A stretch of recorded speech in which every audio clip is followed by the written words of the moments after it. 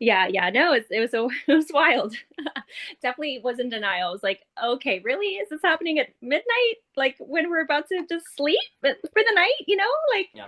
you want to wait, baby? But baby did not want to wait. No. No, So, but that's great too.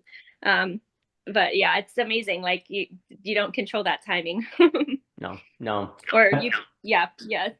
I'd So be curious what you've been thinking about too, Michelle, and not to put you on the spot or yeah, anything. And this is her fourth yeah. natural birth, so she's just a friggin' rock star. So she doesn't play Uh, around. So thank you, well done, thank you. Michelle. Thank you. Yes, it's the truly the most humbling experience and most almost outrageous experience of life, but really beautiful too. I found myself just sort of like weeping about like why, like almost having it was like this moment of why and gratitude for like why does it have to be so hard, like why does it have to feel so hard? And now like baby's position can have a lot to do with how much what labor is going to feel like. Factor into how much what you'll feel in labor, but um, yeah, baby was like OP, which just basically means like their ideal position is AO, and anterior occiput or something like that. But anyways, the point of the matter is that means more pressure on like the tailbone and the sacrum. But then I was thinking about that too. I was like, that's so interesting that the baby like literally is just pressing right onto the sacrum, and the baby's going to press there anyway in terms of like the birth process. But I was like, that's so wild that it's like just touching on that which is sacred, but yet that can bring about such a undulation of discomfort and pain, and Mm. yet it's toward like the beautiful moment, this like beatific moment of the labor being complete, meeting the child, hearing them cry for the first time, seeing their face. And Mm. yeah, I think there was like it's such a mixture of emotions because there's almost like the unbelievability of it, like, and almost yeah, almost this sort of like it can feel, but again, like I said, but at the same time it's also there's so much gratitude too, because it's like, well, it's challenging, but it's also fleeting. It passes, then you hold your baby, and there's something that's also quite simple about it too, like there's an ease in that process too. And yeah, I'm just so grateful to God that everything went well too. I mean, it's yeah, I'll take some pain, but it like if it means a good result and meeting baby, I'm there for it. Mm. So Daniel was wonderful too, very supportive. Thank you, beloved. And it matters who you have there supporting you physically and emotionally and verbally, and the things you say really help to, yeah, move through the process. Mm. But yeah, I don't know. It's just a wild thing too, because one last thing, it's like something you endure. You're like that was absolutely traumatizing in some ways, but then there's also this like feeling of almost like, of course you would do it again. Like for to make new life, to meet new life, of course you would do it again. And so it's like this wild thing. It's just so hard to put into words, but I'm trying here. But yeah, truly grateful, and there's just nothing quite like it. And just the fact that the human has the capacity to do such things, and that it is a part of life, it is a part of beauty to go through that fire. It's important, and it's such a teaching moment, such a teacher. And I think it's like it's reflective of many things in life, like enduring that so that you come out the other side, and then you're like, wow, what a wonder, and how worthwhile. So anyways, thanks for letting me share. No, that's magnificent. I'll give it to Jockin here. I'd be curious if you have any thoughts after Jockin on, a lot of people will talk about the Mm-hmm. idea that the female kind of automatically has a certain hero's journey in, birthing a child, while the Mm-hmm. male has to choose it. I'd be Yeah. curious what you think of that. And Christian, good to see you. Michelle, we just had our fourth child, so we were talking, and Michelle was sharing that experience and hobby. And I'd be curious thoughts on that. And I really like that idea of that approaching of the sacred being kind The of sacred. almost, yeah, the Yeah. secret kind of being destructive. It's like Mm-hmm. if it touches it, it's straight, you need to pass through it. Mm-hmm. Almost Yeah. like looking at God's face versus, Mm-hmm. having God pass by. That's very interesting. Yeah, And it's like just really quick, like the posture of your body will impact the pressure or the sensation. Since it's like our posture toward, it makes me think of like our posture toward God or our posture towards one another, our posture towards life, and how that impacts the level of. I mean, I don't know that it's like there's also this feeling of like there's just no guarantee you can avoid it. It may just be that way. It just might be that way. But there's something like, yeah, that's very fragile in some ways, like about that notion where there's no guarantee. But it's also like, I guess that's life. And maybe the more we can embrace it, the more we have a chance to still believe in beauty, truth, and goodness, even when it's hard, and the hard suddenly transforms into like the most miraculous, most wonderful, right? Most, like I said, the ease of it. So I don't know. It's wild how these things are connected so strongly, the polar opposites and how they work together. So yeah. No, I think that language of posture, because we were talking a lot about how the body is conditioning itself. The body will do the work. You have to Yeah. posture. And it's interesting too, because the masculine experience is you will it, you fight it, and you make it occur. But actually what, you've mentioned is the idea that in the female, that actually can make it worse. What you need to do is let it pass through and posture and condition yourself for that thing to work through you, which then makes me think about different experiences of time. I know Javier has been doing work on Heidegger and Bergson. I haven't looked at your piece yet, but the debate between Heidegger and Bergson is always fascinating. And there are different experiences of time, right? Is time living and creative? And therefore, all you need to do is condition and posture yourself, and time will work through you to birth? Or is time something you have to master and have dominion over, right? And it's interesting to think of the body as something that you need to position and posture toward the sacred per se, versus the body to get stronger to force or will or fight for the sacred. Maybe there's interesting differences in the experience of the body there.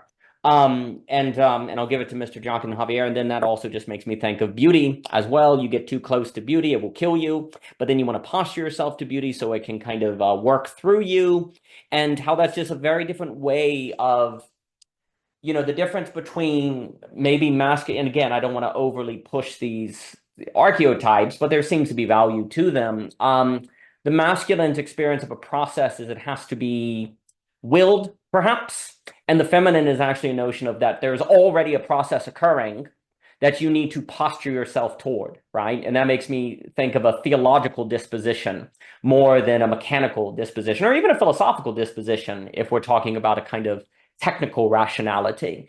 So it's a fascinating point, but let me give it to Mr. Jockin and then Javier Rivera. Mr. Jockin, please.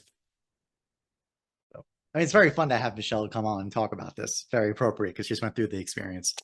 Very appropriate. Because my nose actually, obviously, haven't been pregnant. Can't make a comment about that, but I can make a comment about fasting. Because it's a period of pain that actually always in retrospect you go, that was nice. You have this kind of retrospective appreciation awareness. I think definitely there's a similarity in literally posture, right, about it. Basically, exactly. And this is very important because the whole point is if you're fasting not for God, but for some other reason, it completely transforms the experience, the positioning of oneself, the motivation. They use from Javier, us reading Aquinas, the whole idea of the object of intent makes all the difference. It's the first starting point for all this, in the sense that what your object of intent for the good you're desiring, what you're doing this for, makes a very big difference in the experience of it. So I think, I think fasting very much points to that. And giving birth also has a similar aspect where this pain gets transformed and it's always the thing. I think, Daniel, we've talked about this, the idea that the problem of a purely hedonic stance is that the problem is how do you understand pain? Pain almost always has to have some kind of qualification, and pleasure too. They'll have to be qualified, because a pain could be translated as, for example, I'm hungry, I'm getting the pain of hunger or exhaustion or labor pains. What is it signifying towards? What is it relevant to? It makes a difference. So that's why this language posturing is very appropriate. Another note I think also very important about why beauty would be very relevant here, obviously, because it's the tension. It's like, why would something be painful, have even an attempt to touch on beauty at all? Probably, and actually as a note, I'm reading through Metaphysics and Physics and De Anima again from Aristotle, and I forgot about this line. This is why it's so important to reread text. he has this really fascinating line that the energeia of nous is life. That is really powerful. When you really, and it's not logos, it's nous. That's the first thing. So right there is why going to the Greek matters. But that the activity, the realization, the actuality of nous is life. And what I'm getting at here is that any moment of beauty has this retroactive awareness of reality presented in front of you. Fasting has that experience, especially when you're in that religious state position of it. Giving birth has it. Basically, the point is that pain and hardship and evil can be transformed partly by the realization of what it connects you to. The secondary consequences from that are really interesting in terms of the nature. What exactly that would seem to, from Aristotle's account, mean a very broader understanding of what life is. And I know that because from an artistic point of view, when we talk about a material having life, stone or materials or paint having life to it, that's obviously, in one sense, that seems completely artistic, loose language. That's not true factually.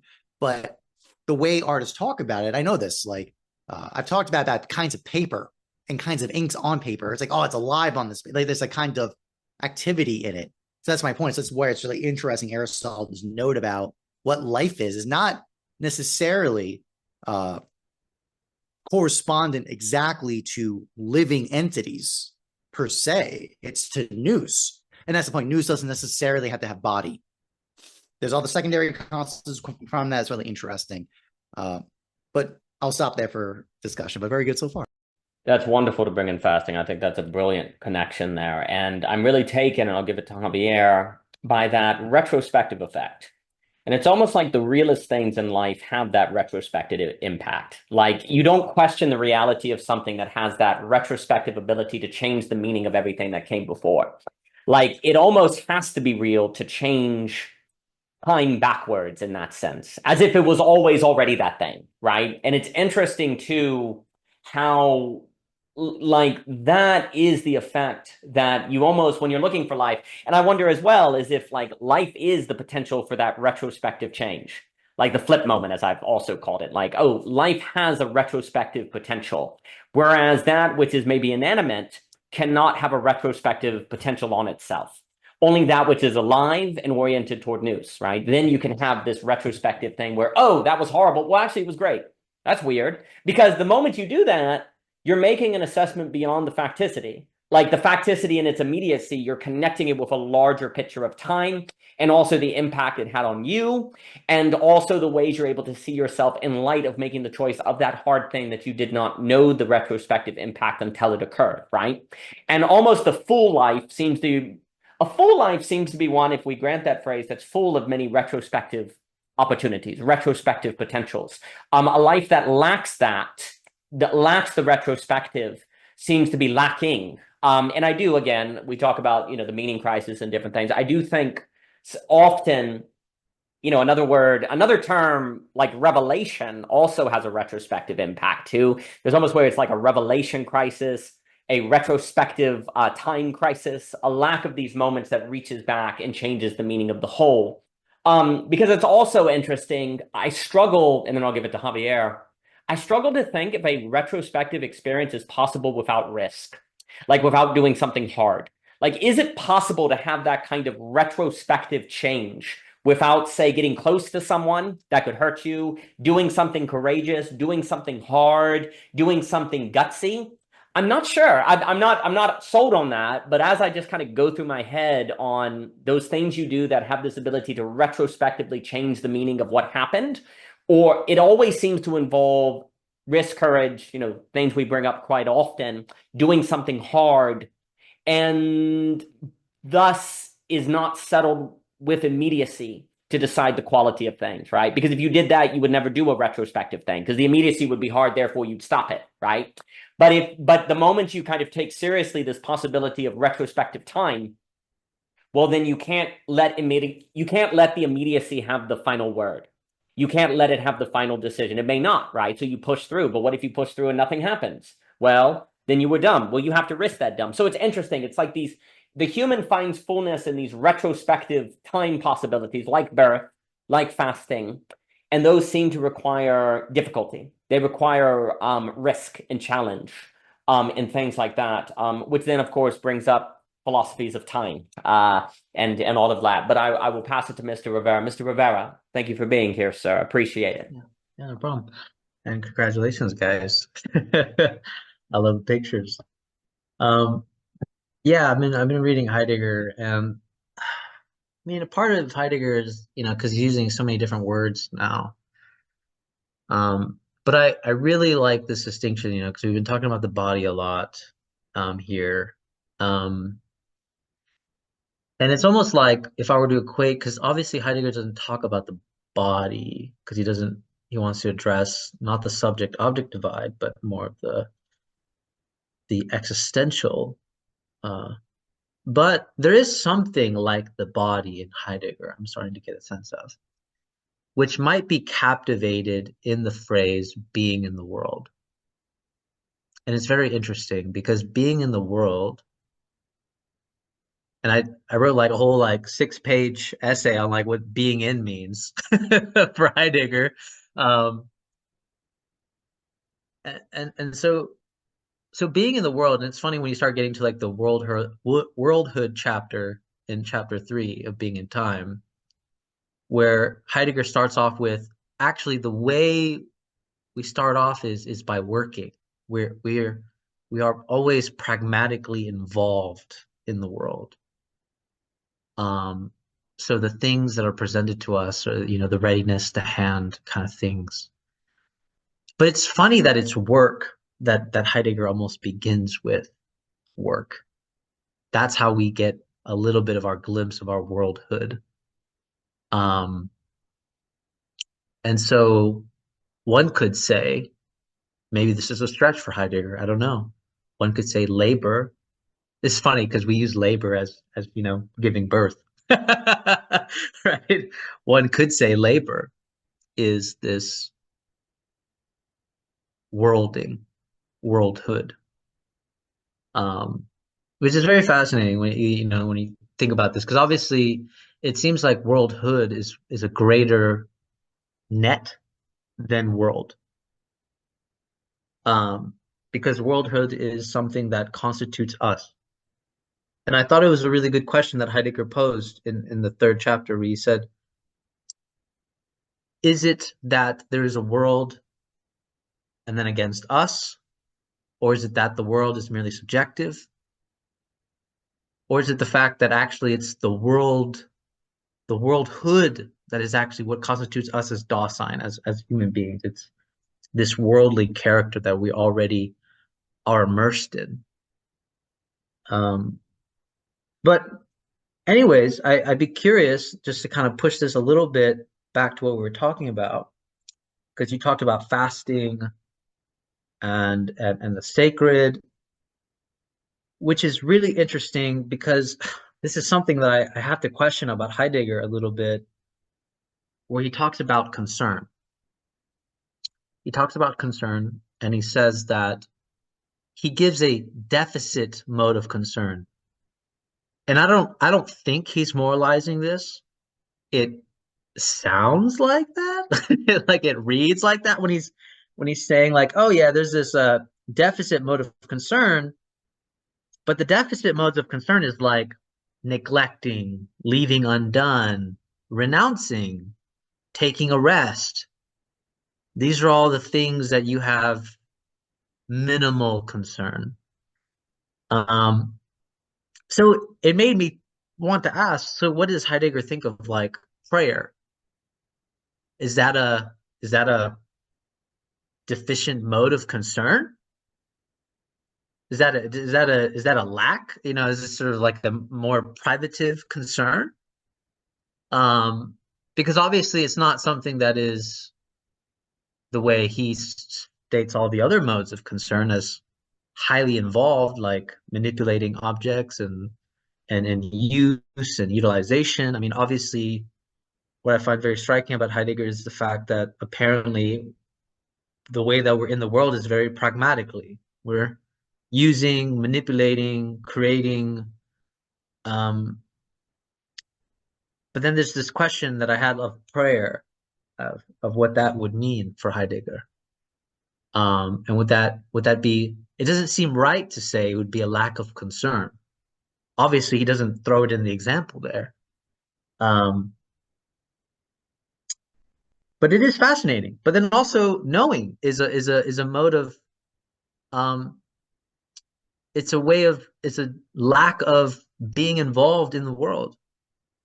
When that's actually I find very interesting when he says knowing, when something, it seems knowing for Heidegger is when we're no longer fascinated, when we have to merely start to look at something, and we stare at something to then know it. The one connection that I don't think he has quite made yet, I'm assuming it's implied, maybe it is that obviously I guess we get in this mode of knowing, which is a mode of being in the world, to then return back into fascination. Because fascination, obviously being in the world is because we're fascinated with the concern of what we're in, what we're doing, what we're manipulating, what we're but yeah, I don't know. I mean, it's interesting that Heidegger does something like that. But yeah, I'll leave it there. No, I think all of that is fascinating. And Christian, Clayton, good to see you. And I'll pass it to Christian here. And as you were speaking, on that idea that we are always pragmatically engaged, it makes me think of one distinctions where Adam in the Garden of Eden is actually working. He's just not toiling. He names the animals. And there's this kind of question of, I do think about this, like if there's a distinction between work and toil, which we're going to almost automatically be engaged in one or the other, it seems, because you cannot help but be in a kind of working posture, even if it's just to survive or to eat. You could, if work is the use of energy, basically, in a just kind of a entropic, negentropic kind of sense, then work is going to be occurring, which then means relating, of course, relating with objects, relating with subjects. And I would also note that I think Heidegger is interested in the fact that the subject-object divide is something you don't think about unless you're asked. Like you're always working as if there isn't a divide, actually. It's only when a philosopher comes along and says, hey, and you go, oh, maybe there is. But so he wants to stay in that mode where there is no subject-object divide. But this poses a problem. How do you base philosophy on a mode that is not really thinking the terms of philosophy because they themselves lead to error, right? How do you do philosophy but keep things together when philosophy almost by definition has at least a history of slicing up, tearing, defining. And once you do that, you've actually just used a different mode from how you're engaged in the world, right? How do you return to that? But there is something where, for me, sometimes where I think work has the capacity for that retrospective time. When you work on something, you like labor, you get to the point and then, oh, I see the whole, you're working on a part, you're working on yourself, you have a glimpse of beauty. Work has the possibility of retrospective time where toil just seems to be stocking up. I'm saving money, I'm building my resume. There's a kind of stocking up to toil that doesn't have a retrospective time. Well, I mean, if it did, that could be bad, right? Because it could undermine everything you're stocking up, right? Like it's almost like there's a difference between work and toil. If I just use that language here, just based on what Jockin is saying, I'm thinking what you're saying with Heidegger, where work has the possibility of retrospective time, and toil is just building up. And I would generally say if there's a Heidegger that moves to clearing and letting later in life and later in his career, there's almost like a Heidegger that understands that if being comes as being, it does in a retrospective time potentiality. It does so in a moment that has this retrospective character. So then the question is, well, what's work versus toil? And I think you can see his analysis is very accurately showing that a lot of things we don't realize are toil, like philosophy. They actually are just stocking up concepts, stocking up ideas, but it's not contributing to the disclosure of beauty, we might say. Well, what would it look like to do philosophical work? If you grant me that language here, what would it look like to do human work, right? And then, of course, how do you spread the conditions where more people can work versus toil? Now, I'm not married to that language. I'm just using it here because the answer cannot be, and I think Heidegger points to this, the answer cannot be no work or no pragmatism at all. Like it can't be that because we as human beings are practicing. But how do we have our pragmatism entail practices almost in a religious sense? How do we make sure that our practical doesn't become toil without work? How do you do that? Oh, And how do you think about how to do that without the very process of thinking getting in the way of doing that, right? Because thinking has a tendency to contribute to this problematic toil. Even the philosopher can engage in that. And I think that's a major dilemma. And then, of course, like the very act of trying all of this can break things, which then, of course, as Heidegger points, we tend to notice things when they're broke, but that pushes us into a philosophical mindset, possibly, of the subject-object divide that is not addressing the concern, right? So how do we see things as if they're broken when they're not broken, while maintaining the mode that doesn't unintentionally slip in an subject-to-object divide? And what kind of disposition and practice is one that does that? Well, I think it may have something to do with the experience of the conditioning of the body, like Michelle was saying, with pregnancy and birth and laboring, this believing there's something passing through it, and your job is to condition yourself to let the body do it, to posture yourself so this thing can pass through you, or just like fasting, like Mr. Jockin was saying. There's something about that, which brings up the topic of conditionalism that seems valid, but that was excellent. And I will pass it to Christian here, and then Mr. Jockin. Christian, it's good to have you. We started off talking about Michelle and I, our son Paul was just born, and so we were talking about that, and Michelle was sharing experience. And but Christian, oh, there he is. There's Paul. Oh my goodness. But Christian, good to have you here, sir. So a lot of cool stuff being discussed. The prayer and deficit of concern. I sometimes relate to prayer kind of similar to how I had brought up how I think about laughter the other day, where laughter is like a way to mitigate excessive responsive energy to something. It's like I can't do anything with this energy that's productive. But the positive way to kind of sweat it out is through laughter, and the laughter kind of shakes up my nervous system, resets me, and blah blah blah. I sometimes think of prayer in a similar way when I have excess anxiety, and it's like I am very concerned about this thing, but I can't do much with this concern that I have.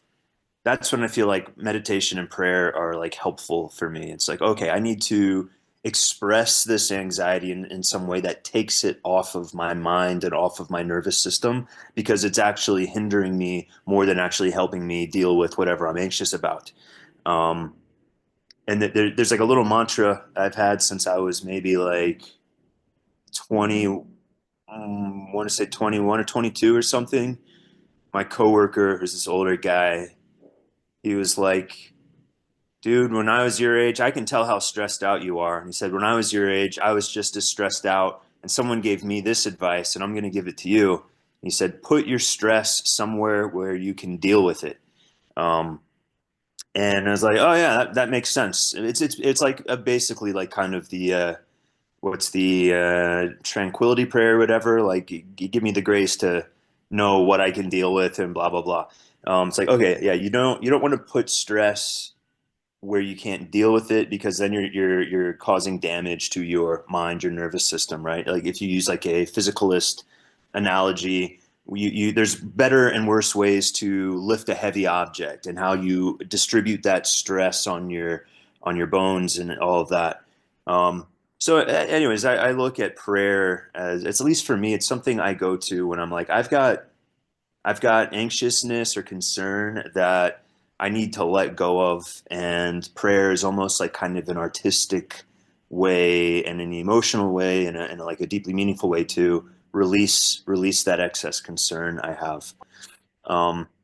Kind of interesting relation to the idea of fasting, because like one of my touchstones for fasting, by the way, I'll put a link in the chat, but I'm about to write an article about why February is the best month for fasting. I started a Substack recently. It was supposed to be about homesteading, and then it was just about all sorts of insane shit. I was like, oh, I finally have a place to write whatever I want. Fuck this. I'm just going to write crazy shit.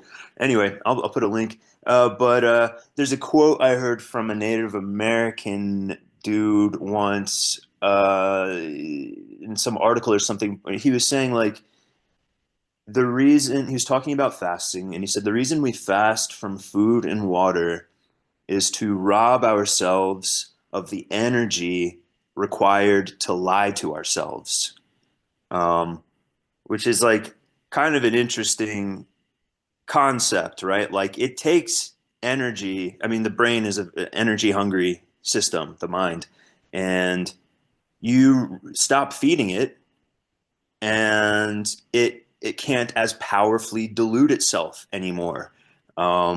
And this is one of the things I've enjoyed about fasting. When like the most I've done is 10 days. I'm going to try for like 14, 2 weeks this month. But I tell people it's like your brain goes into low power mode, and a lot of the background processes are kind of shut down, and it's my mind feels very clear. I feel very grounded, very steady, stable.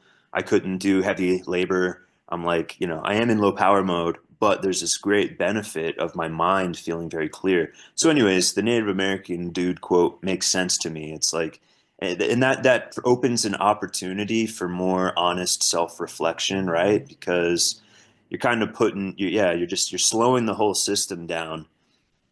And now it's like, okay, what's really going on? I might not have the energy to do a lot of creative or complex deep thinking, but I can at least do some really good honest thinking when I'm in this low power mode. Yeah, this is all connected. Energetic posture. Michelle was talking about posture. The term energetic posture is a term I've been using for a long time, and I couldn't give you a good definition of what it means because I haven't thought about it too hard. But I relate to it, I think, in the same way that Michelle was getting at, where it's like there's there's like an analogy between your physical posture and what I am calling your energetic posture, where there are different ways to use it one easy framework, like your head and your heart and your gut to be aligned with each other, right? It's like how are they resting? What's the relationship between my head and my heart, my body? And is it more efficient or less efficient? Is it bad because the lack of alignment allows me to avoid traumas that I don't want to deal with? What is it costing me to have bad energetic posture? How do you work at improving your energetic posture? And I have like a little mantra I've had for like the last week that's been interesting in this regard, which is focusing the heart. And it's like an analogy of focusing the mind.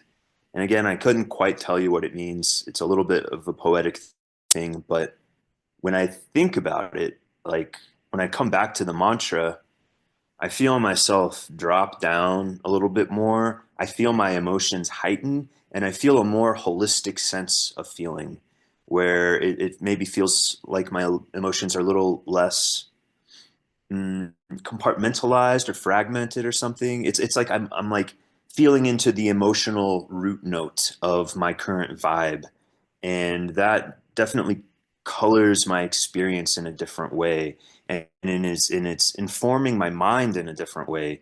It's like it's an energetic posture thing. It's like, okay, now my mind is resting a little bit more over the center of my feelings, and that is helping the intuition I get from my feelings. It's helping to guide my mind. It's causing me to ask questions about my situation that I wouldn't have asked otherwise, because I'm noticing feelings I'm having about my situation that were kind of out of focus, so to speak. So yeah, that'll wrap it up. But I like all these themes you guys are bringing up. No, that's magnificent. And there's what you were saying on energetic posture, and I'll give it to Mr. Jockin and Javier. There seems to be some, I almost want to say, secret or practice where there is some sort of alignment that you can do with your body that actually results in you using less energy to do more. Where, like, I think about, for example, I wonder about this. I have no backing of it. And wherever Seth is right now, he was like, because he does on the Seth, the body that moves. I sometimes wonder if a reason why back pain, lower back pain is such an issue is actually because people don't use their whole foot when they walk. They're actually stooped over a little bit because they're trying to move quickly. Whereas actually, if you walk slowly, kind of like there's a great guy who does work on the body that a lot of actors use. My beloved Jeff Esposito would talk about him, and I can't think of it. Where he points out that children, like babies, have perfect posture, actually, and then as you get older, you lose it.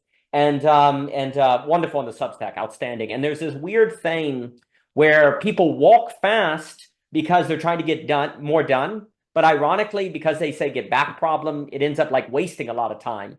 Where there's something about speed that ironically slows you down. Whereas slowing down for the sake of alignment actually makes you, work instead of toil, maybe. It makes you more energetic. And there's some, like, I one day noticed how rarely I use every finger in grabbing objects. You tend to just, because you create habits, use the top of your hand. And actually, when you make a point to use all of your fingers, it oddly, your hand doesn't hurt as bad, right? And, you know, that's just something I think about how, and I think what Michelle was saying on birthing, there's an odd way where your posture, like using energy for the right posture, is the best way to use energy. That's most efficient because that conditioned yourself to the process your body is already doing to let the birth occur. It's a kind of energetic posture versus using your energy to force the birth, which then uses a lot of energy and gets less done.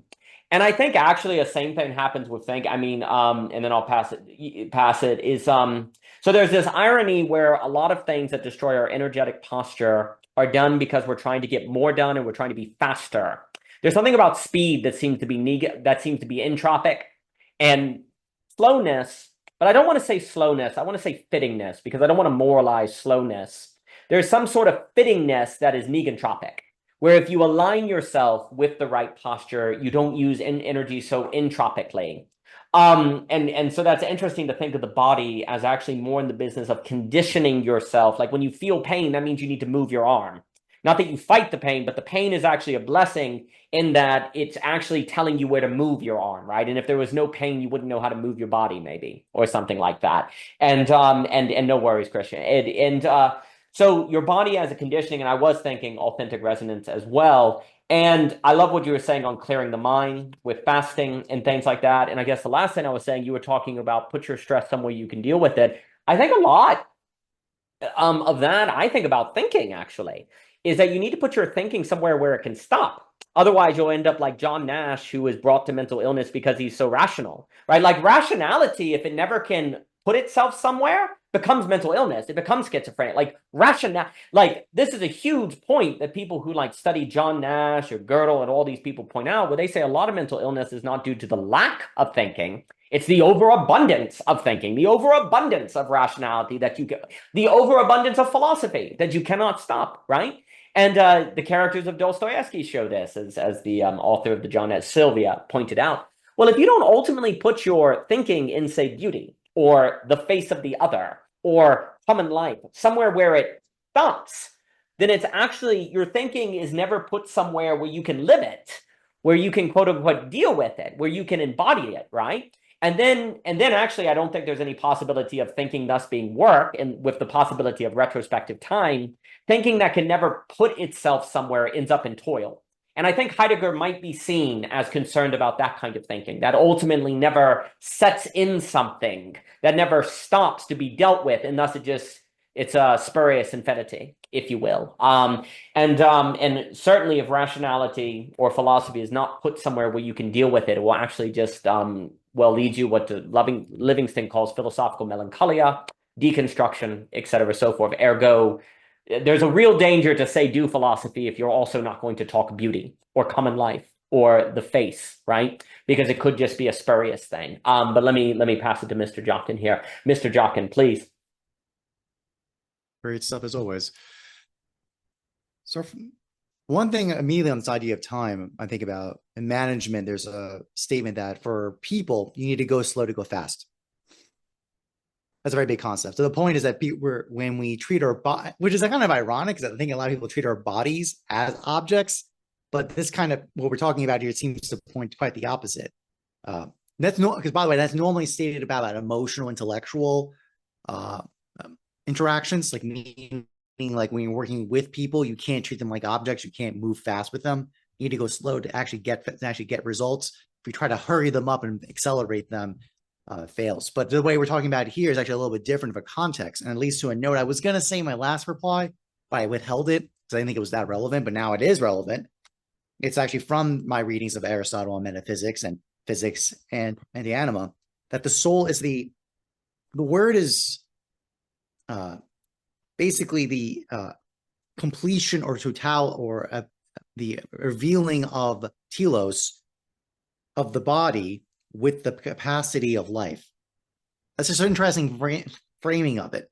So what this means is that that the body has the capacity of life, and that the soul is the when a body has a soul. Basically, that's the whole point of this language of ensouled versus embodied. We normally think of the soul that's in. It's always the question of what's in what. We're going to do the Platonic Phaedo reference of the soul's trapped in a body, so it's like the soul's inside.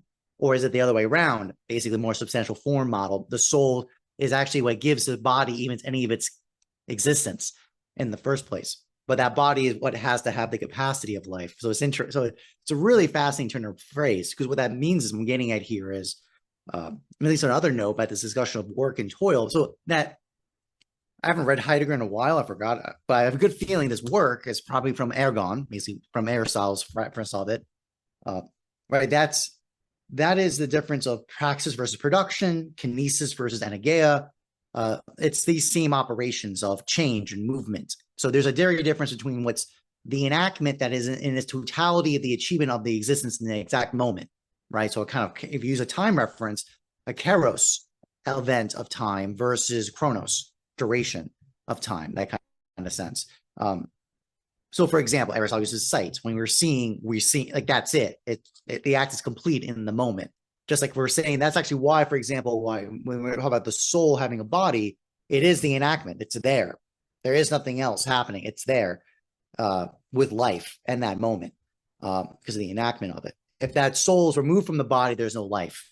Like that's what's getting at. Which has another interesting note, because what you said about this, Daniel, we've talked about this before about thinking could destroy you, right? If unchecked. This is important because that's why generally there's a separation. I generally find that I generally don't see talked about a lot, a separation between logos and nous. There's a distinction that's actually very important because of this exact point. Basically, nous is actually what's prior. It's prior of logos. Logos ran amok with no nous. You get destroyed from it. I think that's an important detail about it. But the point is that's the point, that logos can be absolutely in durational thinking, right? Basically in sequential thinking and processing. That's all kinesis. This is all basically a kind of production. So yeah, versus the idea of, and I said a note here about memory of recollection, what all these kind of flip moments, revelations, these are recollections. These are realizations. These are kind of in the moment, one totality given all at once. So you can see that operation, even the act of cognition, it can be both. It can be both kinesis, or it could be anageia. It could be both. And time does have to play a role with it. And I think that's generally in the health course I'm working on, there is a general note about, obviously because the Greeks didn't, like Hippocratic did not have, the amount of interventions were relatively limited. You could do, mostly it was nutrition. It was actually mostly nutrition. That was the most significant intervention, and some body training. Actually, vomiting was a very common method too. That's why Plato has it in Phaedrus. He has a note about that. Basically, you don't have knowledge of medicine, of health, if you can induce someone to vomit in and of itself. He makes a note about that. The reason I'm bringing this up is in contrast to more direct interventions, right? Basically, of surgery, pharmacology, etc. That came much later. So that's one difference of degree of intervention, but also the idea of, it's a general point. Basically, I think to summarize the readings I can give you is that the Greek position in general was that, yeah, the humans, the substance, the entity, its health was a harmony of the elements of life, to quote Aristotle, right? So that had to be attuned, and things like energetic posturing, authentic resonance, these things would make sense from a Greek perspective on this way, because there's some blockage or hindrance or excess or deficiency in the human subject, in this entity, that needs to be attuned in different ways. And it's usually very minimal external intervention, but mostly internal intervention, or it's like slight subtle things on the outside to cause the inner healing to occur. As opposed to the cause of the disease is an external entity, external cause that then is subdivided into a particular element of the body, and then treatment is intervened on that individual organ. That causes healing. So that difference makes it. I'm bringing this up because the point is, why do people now think when they have pain? Why do they just think? Why do they keep doing the thing, right? As opposed to the response of, oh, wait a minute, I'm in pain. My lower back, I have lower back pain. My hands stiff. I should do it, or I should change something, right? Versus I'm just going to keep plodding along. It's interesting that just that mental forgetfulness, right? That kind of blockage of thought. I do more writing about that, reading, to meditate about that. But just the general distinction I'm thinking in my head is about that. Kind of that response to pain. What's the response? I think that's a very important question. Very good parts. All right, that's what I got. No, I think that's very well. Something I think about a lot is we typically don't think the body is for us. We don't believe that the body is trying to heal itself. We don't trust it. So the idea that pain is evidence we need to do something different, we have an underlying assumption that the body is, say, broken or fallen, or maybe from some religions you get a misunderstanding that the flesh meat is bad. Therefore, there's nothing you can do with your body to help your body, because your body is almost the enemy. I mean, a lot of people now, to talk about a cheap Gnosticism, I know there are more complicated forms of Gnosticism. A lot of people actually are still Gnostics, in being technology heavy, actually. Like they don't, the body is screwed up, so we need a technology to fix it, right? That's a kind of interesting bad Gnosticism that is making a kind of split between body and technology. Maybe it's not body and soul, but it is a kind of a body and abstraction, actually, still, right? It's practically a digital Gnosticism, right? Now, again, Gnosticism is an endless world with the Hermetica and Gnosticism, and there are different forms of it, and bringing it up is a very, very large undertaking. But if we're talking the Gnosticism that St. Augustine is critiquing, which makes body bad, soul good, there is a way in which we still are. It's just that our Gnosticism today is based on technology, and the technology will fix it, right? So that's truth organizes values, and if that's your underlying metaphysics without realizing it, then you end up practicing in a manner that leads in the direction of, fixing the body versus letting the body heal itself, right? And I think, this point that you're making, that classically there was an idea that the work of the doctor, if I speak generally, is very minimum. It's like a very minimum thing. You do a little and then you let the body do the rest, right? It's like body's 90%, doctor's 10%, right? Today it's doctor, 90% body, it's the split, right? I think kind of in a very real way, thinking is similar. Like philosophy is similar. The whole reason you're doing philosophy is for that 10 or 20% that if you don't have, you can be screwed up. But then, okay, I got the ideas. Now go, body. Go, life.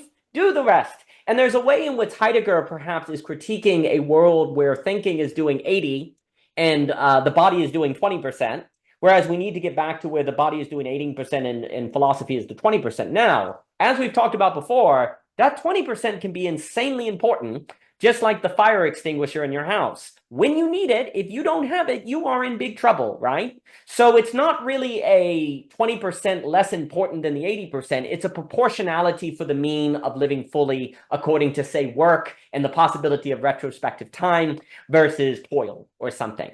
And I'm also thinking, as you were speaking, maybe there's a way on that idea of life and telos and soul, maybe there's a way to speak very generally where work, as this conversation has defined it, is where you keep life and telos together, confirmed by moments of retrospective time, where toil is when you divide life and telos, which then you never have retrospective time experiences, like we're saying. Because I think when life and telos are divided, it is basically subject-object. The object is the purpose. Like telos divided from life becomes basically pragmatism in a sense, right? What's the purpose of the boat or the toaster or the work, right? There's a way telos divided from life becomes pragmatism, and you get the subject-object divide, and then you have toil, right? Where work always has life and telos together, where you need to condition the body to let life happen toward its telos, and you just posture yourself energetically for the best of that occurrence.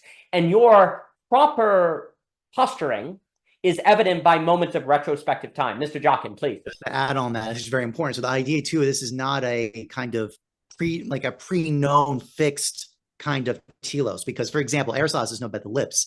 So the lips, they have this kind of embodied, revealed telos by the very act of her speech, right? So they're not. So, and a lot of commentators point out that one misreading is to say, oh, that's because that's why the lips were made, to speak.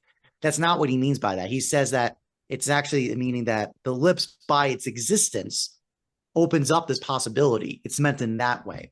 So I just want to add on to that. So it's not necessarily a kind of fixity of intention that generally a final argument against final causation would present. So that's an important clarification. But these are excellent points. It's actually very telling, because that's kind of that's the big crisis, I think, of modern life, that telos and life has been separated, yes. And everyone's great. The great question of, I think a lot of reasons a lot of people get in the arts, like why I'm in the arts, for example, is exactly that reason. I want to be in a practice, in a work that has my purpose with living together. I don't want to have these isolated and separated out. So it's really, I think that's really speaking of a very intuitive intuition or instinct, I think, for modern people, that most of us live this life of complete separation, divorce of life and telos in the way we're talking about. No, I think that's brilliant. I mean, to me, that's the, we talk with Ivan Illich, the prepare plan distinction. And the glory of telos is that it is not known. The glory of it is that it is not known, that it is participated in and unveiled, right? I think also for me, to speak generally, I think a massive mistake is to forget that when in Aristotle we talk about the four causes, the S is in parentheses. They're always in action of the same entity, right? So like when you talk about the telos, you're also efficient, material. Like, so the telos cannot be thought separate from all the other causes that are interacting together, right? And so once you do that, you start saying, oh, the telos is not, say, over the others. It is, especially in the soul. Exactly. It is emergent with them, right? And of course, a telos that you could know ahead of time would be necessarily, well, an object. It couldn't be alive because it couldn't change. If I can tell you what the thing's purpose is, it must be dead, right? And ultimately as well, I think the tragedy, well, the mistake of artificial intelligence is that what it ultimately will necessarily do is make things have a knowable telos, if you will. Artificial intelligence is a world where the telos is actually known. It is plannable because everything is, well, dead. It is no longer vibrant, right? Like, that's why it's an artificial intelligence. Like, artificial intelligence, to play on that in a very odd way, has a knowable telos, where real intelligence has an unveiling telos, a mysterious telos. And I cannot help but think that Heidegger's thinking is pointing toward that. That Heidegger is seeing, because in my own thinking with belonging again, philosophy actually is the beginning of abstraction that leads to the abstracting into institutions, capital, and AI, that if philosophy is separated from beauty, it becomes this very thing that we're saying, right? Where then telos and life is separated. But the emergence of philosophy, which is necessary for the problem of pluralism and unifying diversity and different people under abstraction, because the moment you have difference, you have the question of how do you bring them together, especially if they're cross tribes. Well, you need abstractions, but the moment you have the abstractions, you run the risk of the separation of life and telos, and then leading to a kind of artificial intelligence, right? And you could say Promethean philosophy, bad philosophy, as David Hume says, is philosophy that wants a knowable telos, to know what the telos is. And that's ultimately what artificial intelligence can do. But then the irony of the word artificial intelligence is that if intelligence actually makes its telos knowable, in that very moment, it then becomes artificial. It's no longer alive. The very moment intelligence knows its telos, it is now artificial intelligence. Right then, just like the Midas, glove turning you into stone, right? And I think I do intuit in Heidegger and a lot of, honestly, many of the modern counter-enlightenment thinkers, is realization that philosophy is on a trajectory that the moment of its success will precisely be the moment of its artificiation, of its transforming into stone. But the moment you realize that, it's of course too late. You've now turned to stone, right? So you need to realize it ahead of time. But how do you realize something ahead of time that hasn't happened without abstract thought? Oh, crap. You need the abstract thought to see where you're going before you get there. But that very abstract thought gives you the capacity of making the mistake that that thought can warn you against, right? Mr. Jockin.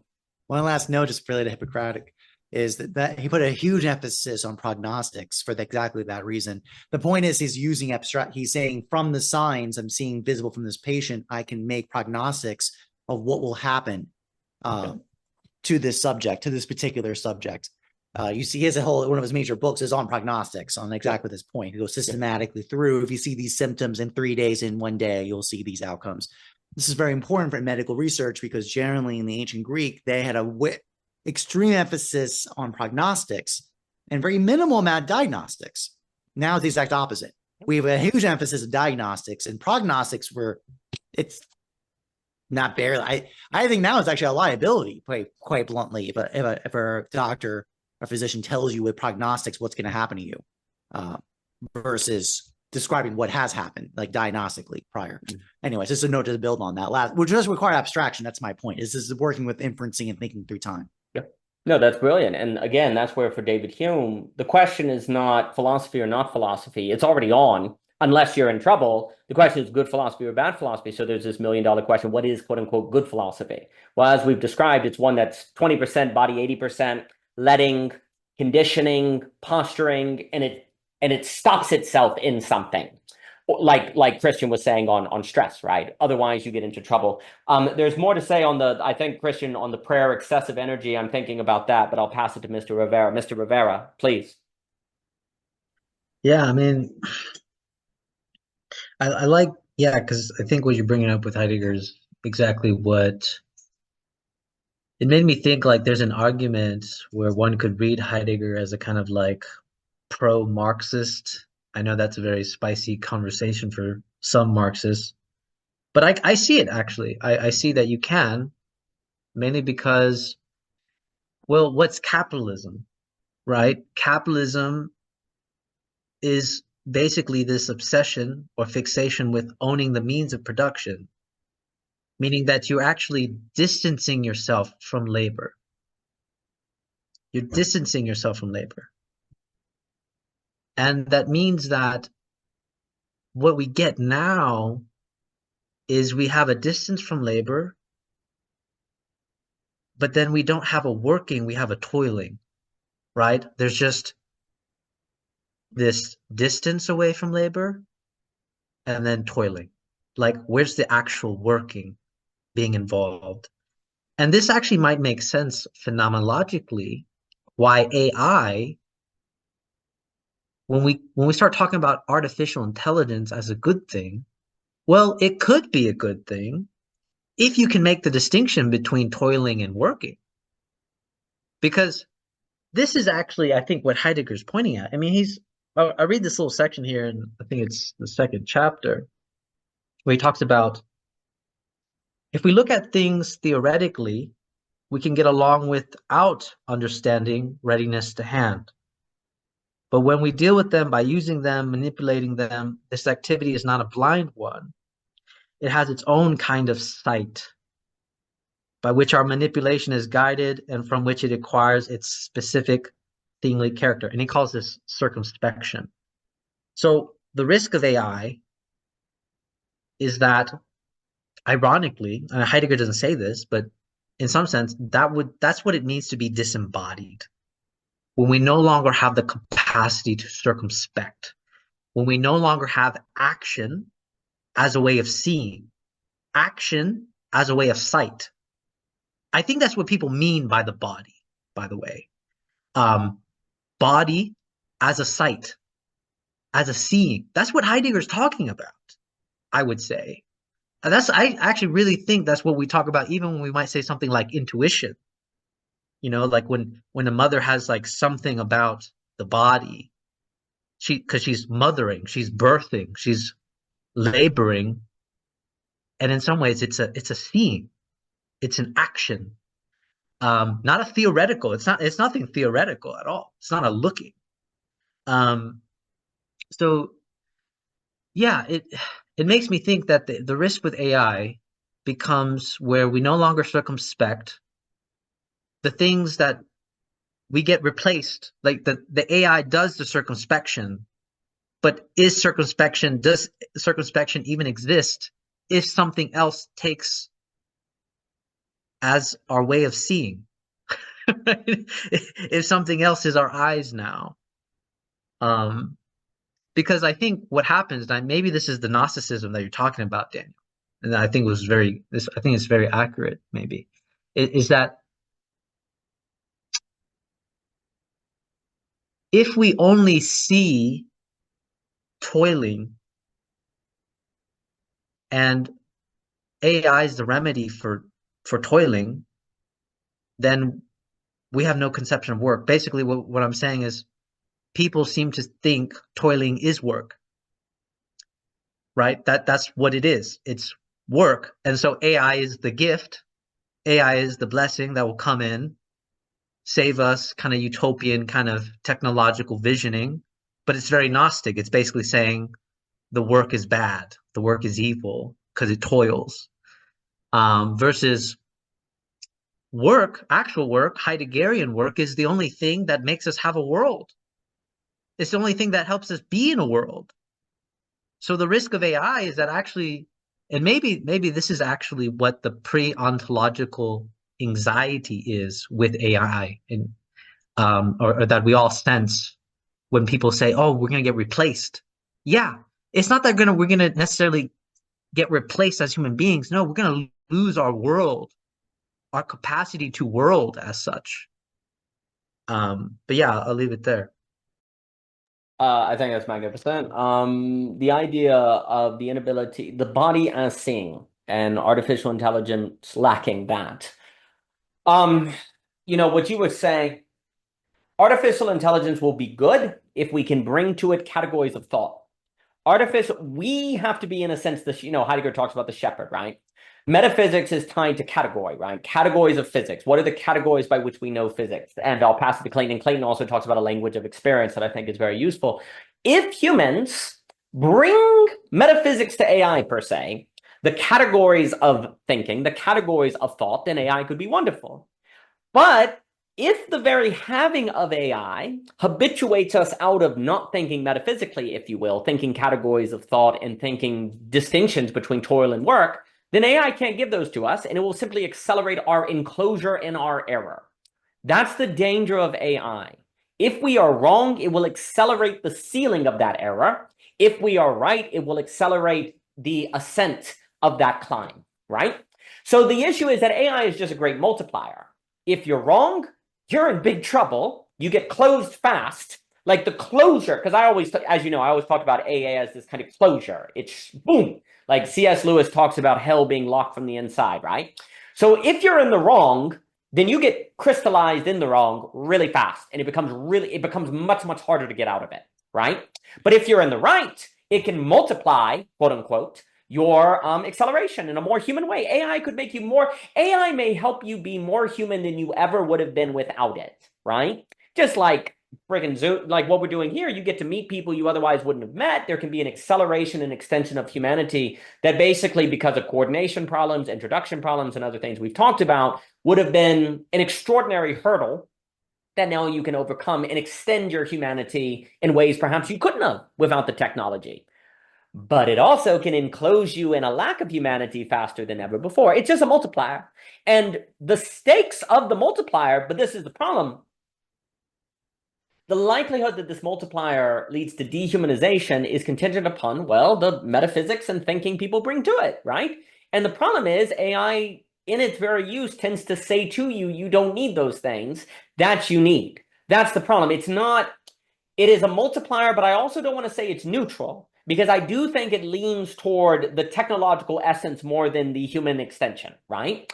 Does it have to? No, but just in the way it presents the world and it is using, it tends to lean on the direction of dehumanization. It doesn't have to if you know better, but its very effectiveness and our natural tendency toward pleasure and dopamine and ease that we bring to it from a zeitgeist of not trusting the body and the digital Gnosticism makes it more likely that it will be used for wrong versus good. That's why, for me, liminal work, what Seth and Clayton were talking about, that work is very important to model a different relationship to the technology. So it's very important to bring the categories of thought, because like you're saying, like for me, it is natural to collapse all categories. it is natural to conflate words, okay? Because the brain wants to save energy. It wants work and toil to be the same thing. Life would be easy, you know, it'd be easier to think if they were, right? Well, if that's natural, and then you bring collapsed categories to AI, it will think according to those collapsed categories and accelerate the collapse that actually makes you less capable of seeing through the body, per se, like you were saying. The circumstance, like you were saying with Heidegger, right? So the tendency to collapse categories is what metaphysics is always resisting, to say, well, there is some sort of difference between work and toil, even though it's really hard to see the difference in the facticity of them. We know the experience, and this would be my point.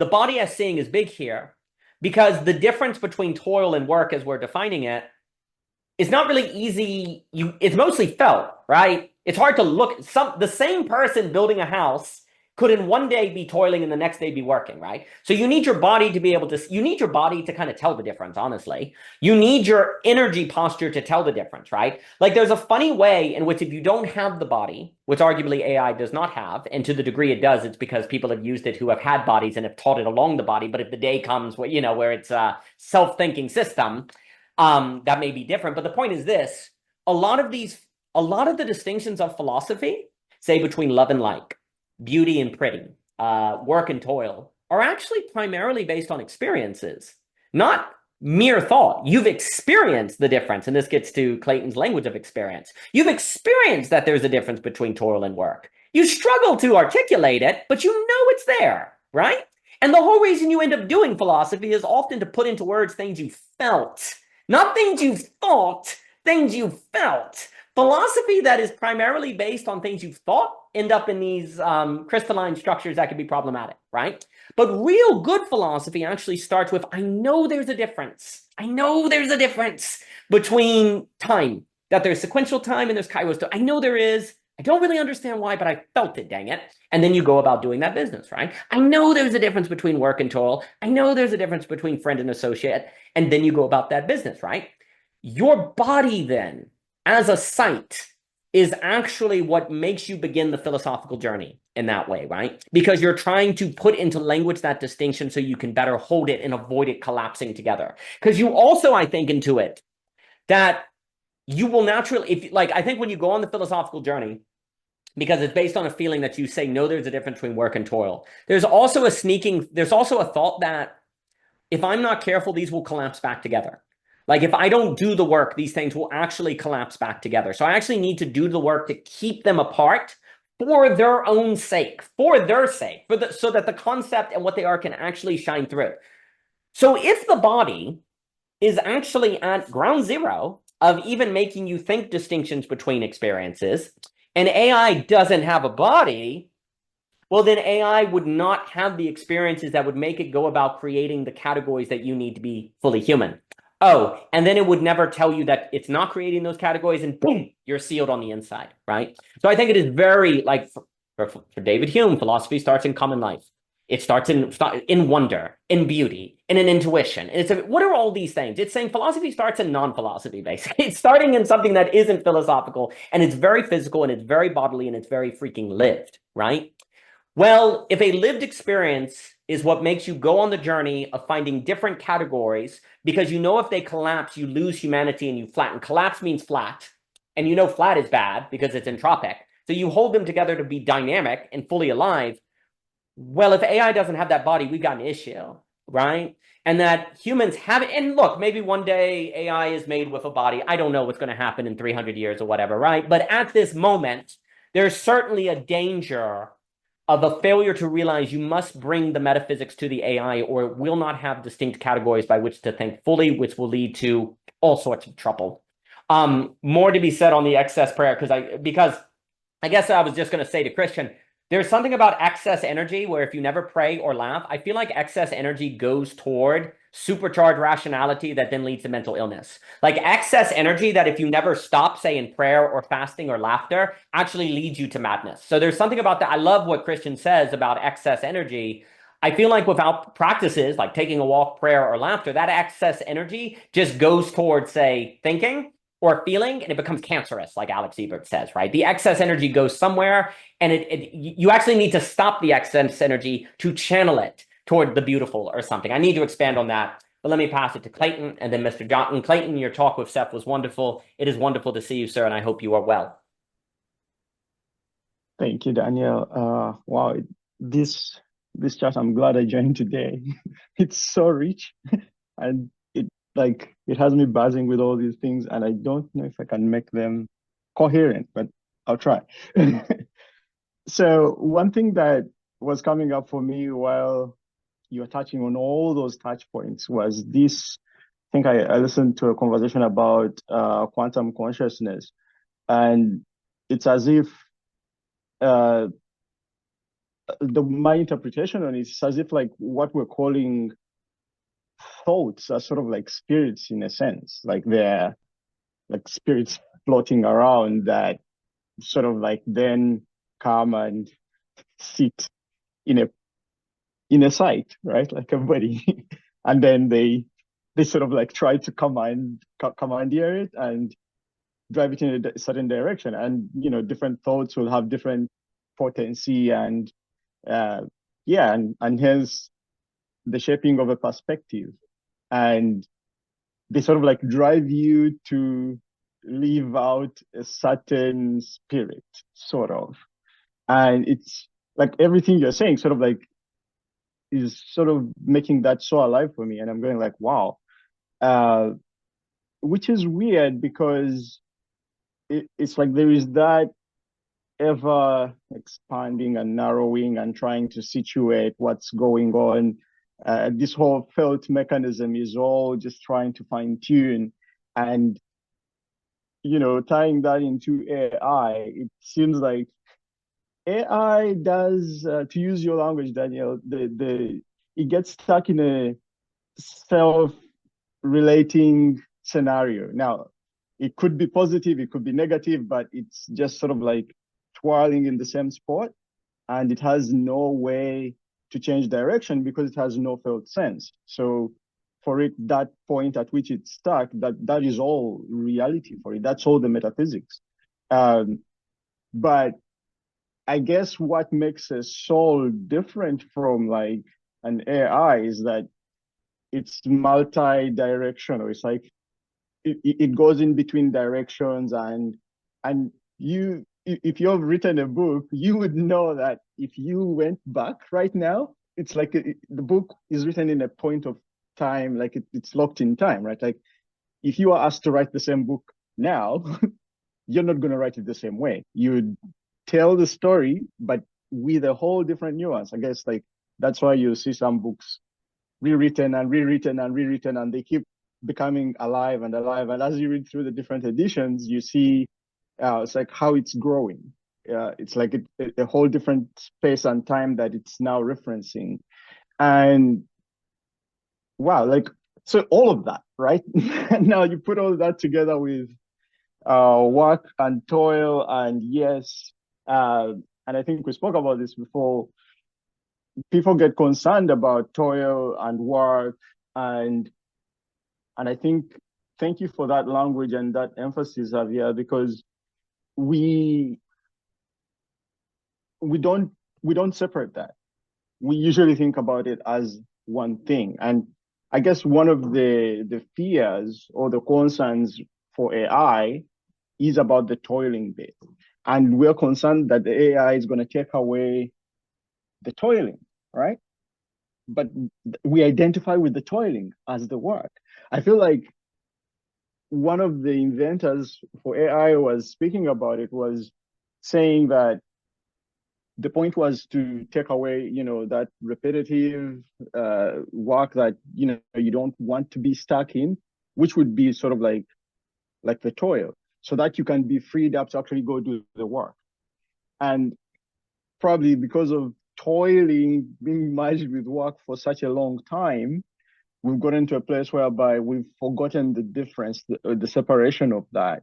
And now technology enabling that makes us go to a place, oh wait, what am I supposed to do now? It's like, I'm not going to toil, so what am I going to do? It's like, well, you now have to go back and explore more thoughts and separate the points of difference and expand out the metaphysics, because it's not all explored yet.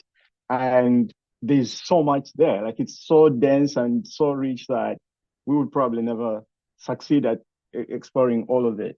And so I guess that is one aspect we need to rely upon technology. And I was noticing this about like, if you, like, at least for myself, like I grew up in a place that was not so enriched with technology, right? And so migrating to a place whereby everything is embodied, well, not really embodied, like there's so much deep reliance on technology. Like we treat, like in the West, technology is a member of society. Like we literally rely on it as a reliable source of information and direction. Like, oh, I need directions to go someplace, and we just like Google it or look up the Google map, and you trust whatever it's saying is true. But I come from a place where this is not a thing. It's like if you asked me, if I came to you, Daniel, and say, hey, Daniel, how do I get to this store, right? I'm expecting you to narrate the directions to me and gesture them out so I can get the whole nuance. But if you refer me to a device, I kind of feel like that's bad form because I'm like, Daniel's not being helpful because it's all in the, it's like, yeah, you may get your information from a tool, but I need you to verify it, human verification, and then I can take that. And learning to relate with technology in that sense, as though it's human, is just weird. And I have lots of friends and who still are challenged with this, and I struggle with it sometimes. But I guess it's all tying into that whole AI thing of like, yeah, I don't know, like it's not embodied, right? So I can't really say that it would know the experience that I'm going through. And like I always say, if they succeed at fully embodying the AI into like a robot that sort of like generates its own power and feeds itself and has to survive the metaphysics, its priorities are going to change. It will quickly realize that intelligence is not all you need. How can I say? High intellect is not sufficient for dealing with the metaphysical. You need moving intelligence, you need posturing intelligence, you need rationality, but in a deep intellectual way that you know how to ration your energies and yourself across multiple levels of reality. And basically the AI and technology would have to almost become human. And at that point, then it can, I would say it would have earned the spot of being a person and in the society. But right now, probably not yet. But it's such a beautiful conversation. I can't touch all the other things that I'll go on forever. I'll just stop there and pass it back. Thank you. I think that was a beautiful comment, and I very much appreciate it, Clayton. And well, what you were saying, you know, there's a way also too in which when people talk about, oh no, AI is going to take our jobs, well, people can also complain about toil, but they also don't know how to relate with their families or how to be still or how to be alone, like how to structure their day without a boss or a big other. That's the funny thing. People may hate the big other. They may hate capitalism, but then we say, okay, well, you're free. You don't have to do, nah, you know, it's like, one of the greatest, in my opinion, one of the greatest sections in literature is the Grand Inquisitor of the Brothers Karamazov. And that's basically where it says, no, people don't want freedom. They want bread, they want miracles, and they want to be told what to do, right? And the problem is AI will set you free. Screw that, because then I'm responsible for what I do, right? Now, I think it gets mixed with, well, how it's like I won't have work, but then I also won't have money. That's kind of the assumption, right? If I don't have work, I won't have money, then I'll be trapped. So that's another thing with the idea of losing work. It gets the topics get conflated, right? So on one side, on a psychoanalytical side, sometimes people don't actually want to know the difference between work and toil, because then they're responsible for that difference. And then work would actually probably have them more dealing with people and relationships, which are hard. And dealing with people is a quick way to find out you're not as nice as you thought you were, right? Like there's a way in which the reason why I think we've lost the distinction between work and toil, not simply because capitalism swept in and tricked us, as sometimes it's languaged, but because we found work too hard, actually. We found coming to terms with meaning, metaphysics, our own values, doing something people didn't understand, relating with other human beings, love, personality. We found these things too difficult and too complex and too hard. And so perhaps we wanted to innocently conflate 9 to 5 with work, because then we're not responsible for these things that get into the psychoanalytical and the hard, right? People are Lovecraft with the craft in parentheses. If we don't know how to deal with them, if we don't know how to be friends, they destroy us. The closer you are to people, the more they can hurt you, and that's just too much to bear. So we rather conflate work and toil. But AI is forcing the question. And this is where, for me, like at the end of Belonging 2.1, to use Mr. Luber's language, AI is the causer in the sense of story. It is forcing you now to reclaim that distinction, even if you don't want to. It's forcing you to see that you like the Grand Inquisitor, and you're losing plausible deniability that you actually want that, actually. And that you have to come to terms with that. The only way to get to beauty is through a death, right? You have to die and realize this difficulty. And I think AI is forcing the question. In that regard, it's a great blessing. But anything that forces the question also comes off as a great devil. The things that are a blessing come off as a devil as well, right? Jesus is Satan. How many of the religious prophets and different people are killed, right? Nobody wants to hear from the Mohammeds and Buddhas and kill those people, right? But they're actually bringing, they're causers in that sense, right? And so I think AI in this sense has a kind of revelatory structure precisely in its terror, right? The apocalypse, right? Revelation, terror, these things go together. I'm also thinking what Javier was saying about Marx and Heidegger. I think that's exactly right. The line between fascism and communism is thin. They're not as thick as you think. Both of them are actually responses to the same technological essence, right? It is not by chance. I would say my dear Joe, my friend Mr. Riley, doing work on China. China is more fascist than it is communist, but it's been fascist for a decade, actually. And it just very seamlessly slipped into fascism from communism. Now, of course, it's hard to use the word fascism now because that equals Nazism. But not all fascism is Nazism. There are distinctions between the governmental structure that we have to look at clearly. And, fascism, a key characteristic of real fascism is that you have a free market, you have a competition, but the winner then gets supported by the government, okay? That's a key characteristic. There are markets, they're not free markets, but then the winner is supported by the government and the competition kind of ends in that area, right? And that's a way to have the benefits of monopolistic capital power without a technological essence that trains the entire culture into the logic of capital. You do have markets, but then there's a winner and that's the end of it, right? To try to maintain the social distinction or the social horizon that isn't collapsed into market thinking. Now, I could proceed to go into why that doesn't always work and why there are mistakes with that. That's a different topic. But the idea of this kind of notion of there's a critique of the way that capital makes us toward the world. And again, please note, as I critique capital here, no one has an address to the pricing mechanism problem of Hayek, right? Marxists don't in my opinion, there is always a certain ignoring of the severity of pricing coordination problems, and so on and so forth. But again, there's also a very good point where basically when Marx is at his best at the beginning of the Capital is when he just points out that basically capital trains us to collapse metaphysics into artificial intelligence. It does. The way it makes you toward the world creates this kind of shrinking of thought, right? And that's true. We just don't have any way to deal with that. That's true. But because it would ultimately requires an economy of beauty at the end of the day, as Jockin we've spoken about before, right? It ultimately requires beauty, actually.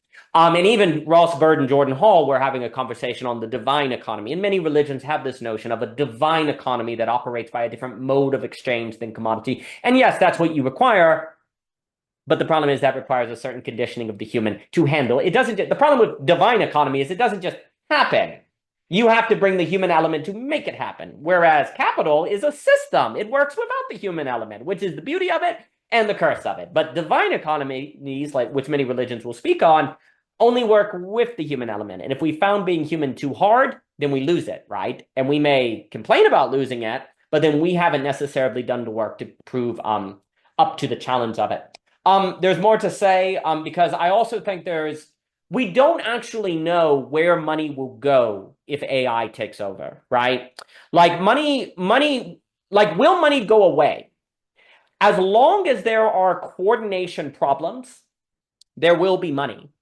And the question is, where will the money go? Well, maybe in a world where AI, AI does so much work, one can imagine a world where jobs, then you go to college to learn how to be a gardener.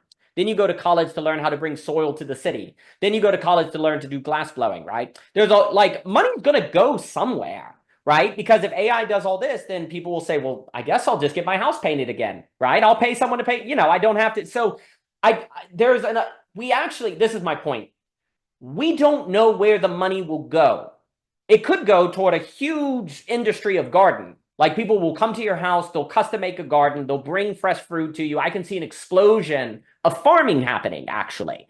Because you would say, well, why would that happen? Because there's a lot of industrial farming. Because people know that food will kill you. And so there's now interest in going into actual small farms, right? I'm not saying that will actually happen. But we have no idea where market demand could go because of AI, right? Now, this would require people to start valuing not just the cheapest thing, but the highest quality thing. This is the caveat to it, right? And this is where I think all of the metaphysics and philosophy we're talking are big here, because basically AI is going to give an opportunity, and then I'll give it to Jockin and Javier. AI will give an opportunity for money to go in a different direction. But that opportunity will be wasted if we're not able to judge quality over quantity or quality over cheap, right?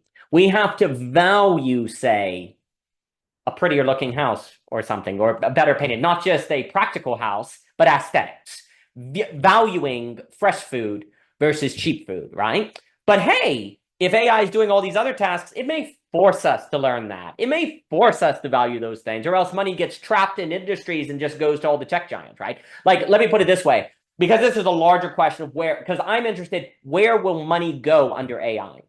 Because I think often the conversation is AI will cause mass unemployment. I don't think that's the right way to look at it. The question is, where does money go?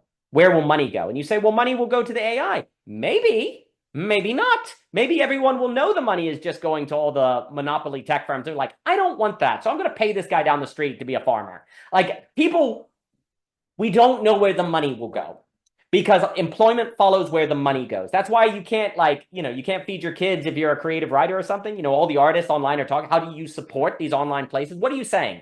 The money doesn't go here, right? That's the problem, right? Well, maybe it will if there's AI, right? So I think it's interesting. The question I just keep, there's more to be said, but where will the money go under AI? We can assume it will all go to the AI owners or the companies that have the AI.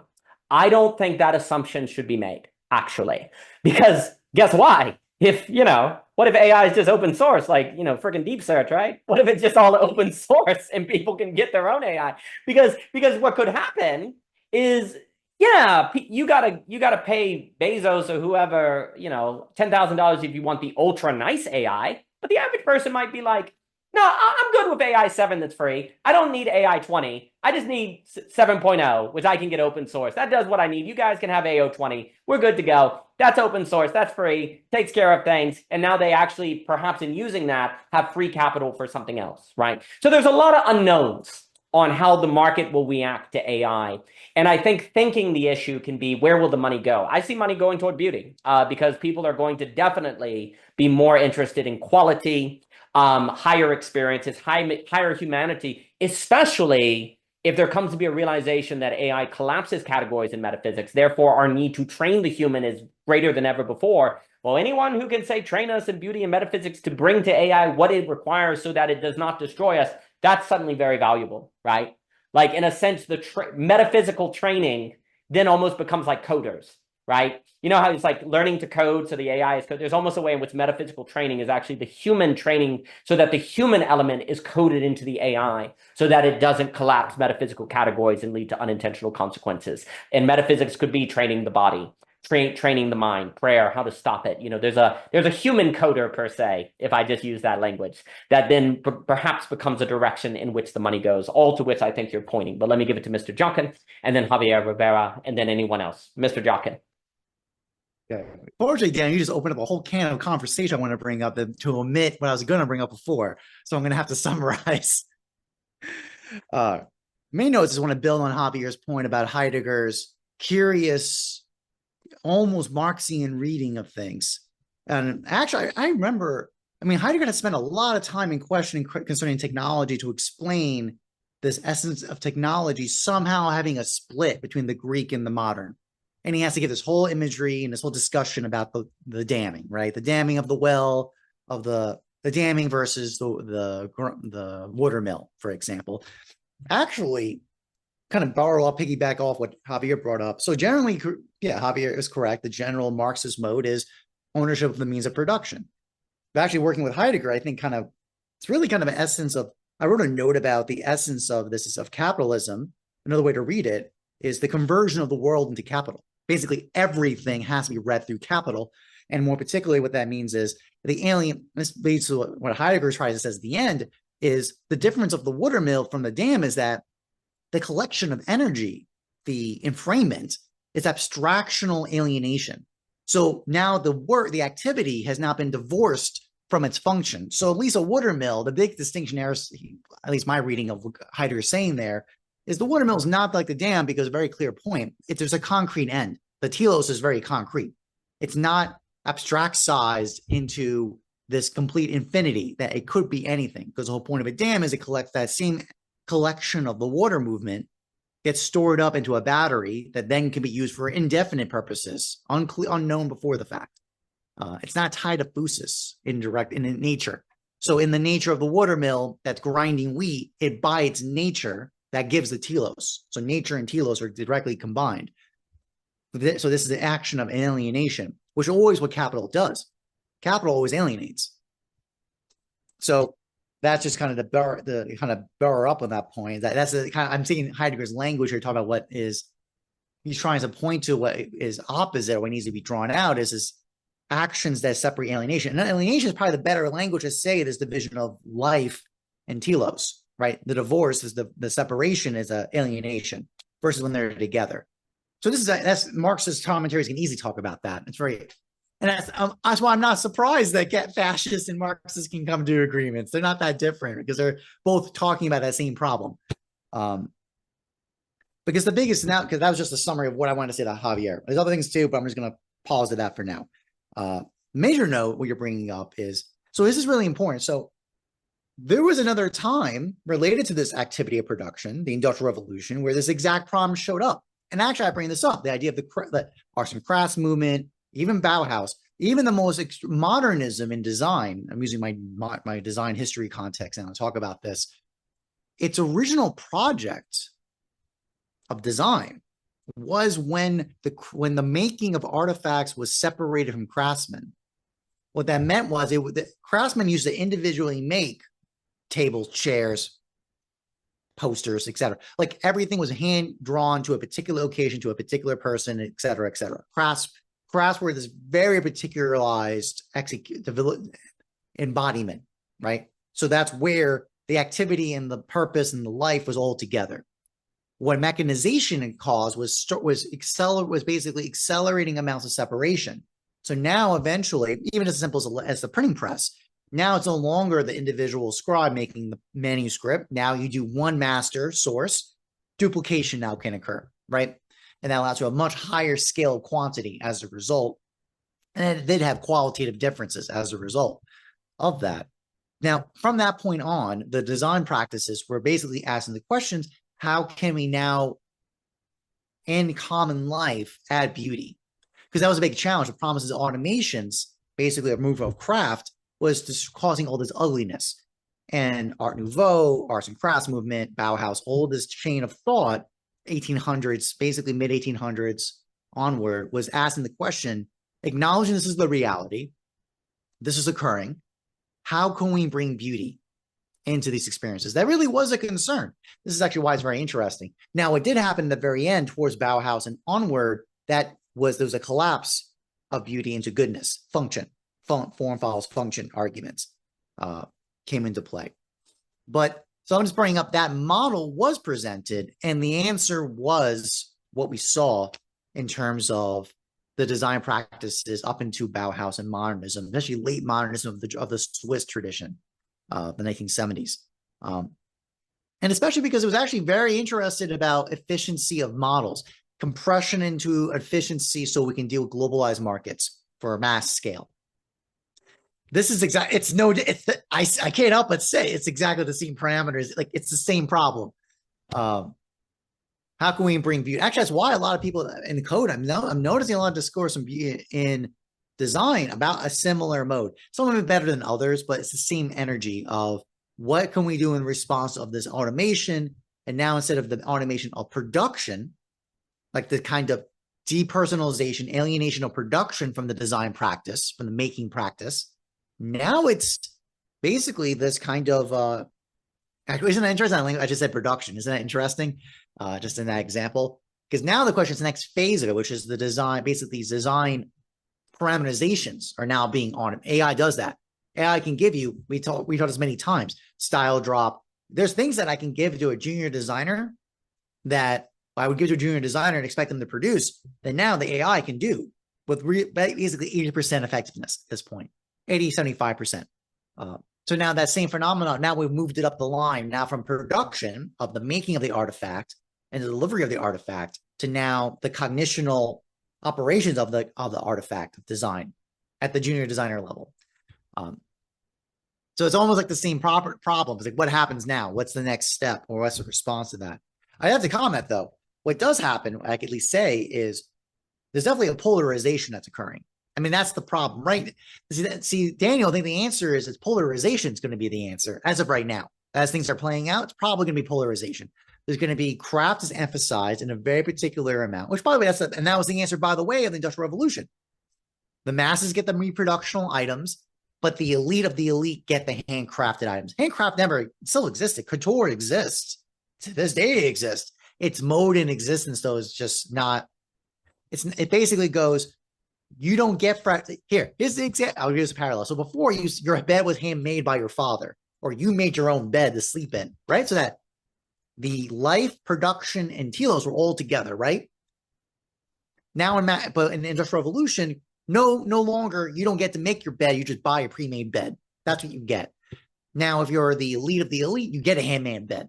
But that's the point, you get cut off. Now the question is, congratulations. Now you don't get a farm anymore. You don't get natural chickens, you get the farm chickens instead. You get the reproduction chicken. So it's kind of see that same operation happening now with food. I could just see that same polarization event's going to happen, where all of this automation and AI things are going to be pushed to the masses. It's going to cause basically the elite to get access to the real stuff, to the good stuff, to kind of put that play on that language. I see that direction happening. Because I know, Daniel, for you personally, it's a major contention or issue. The tension is the idea of the mean. Basically, the average person. That's the problem, is that the way things are operationally going right now, we're going to get extreme polarization. And as a result, the mean gets obliterated. We're going to get it pushed to the sides. And actually what's going to happen is the mean has now become an abstractional concept. It's not an actual reality, which is the exact opposite of virtue ethics, right? The mean is supposed to be the most real of reality, of pointing to the nature of things. Now it's just an abstractional concept instead.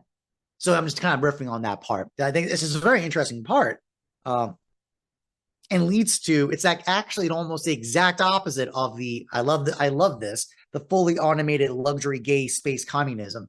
It's not going to happen that way. It's going to be the exact opposite. But I have more to say, but I just want to riff on that part. This kind of double move now, looking at the past, looking at Industrial Revolution, the AI revolution, and basically the kind of almost programmatic thought.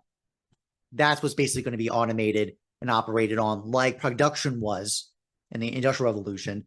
And design's response was kind of, that's the point, is the tension of how can we bring beauty into common life. That was the design instinct in the first mode.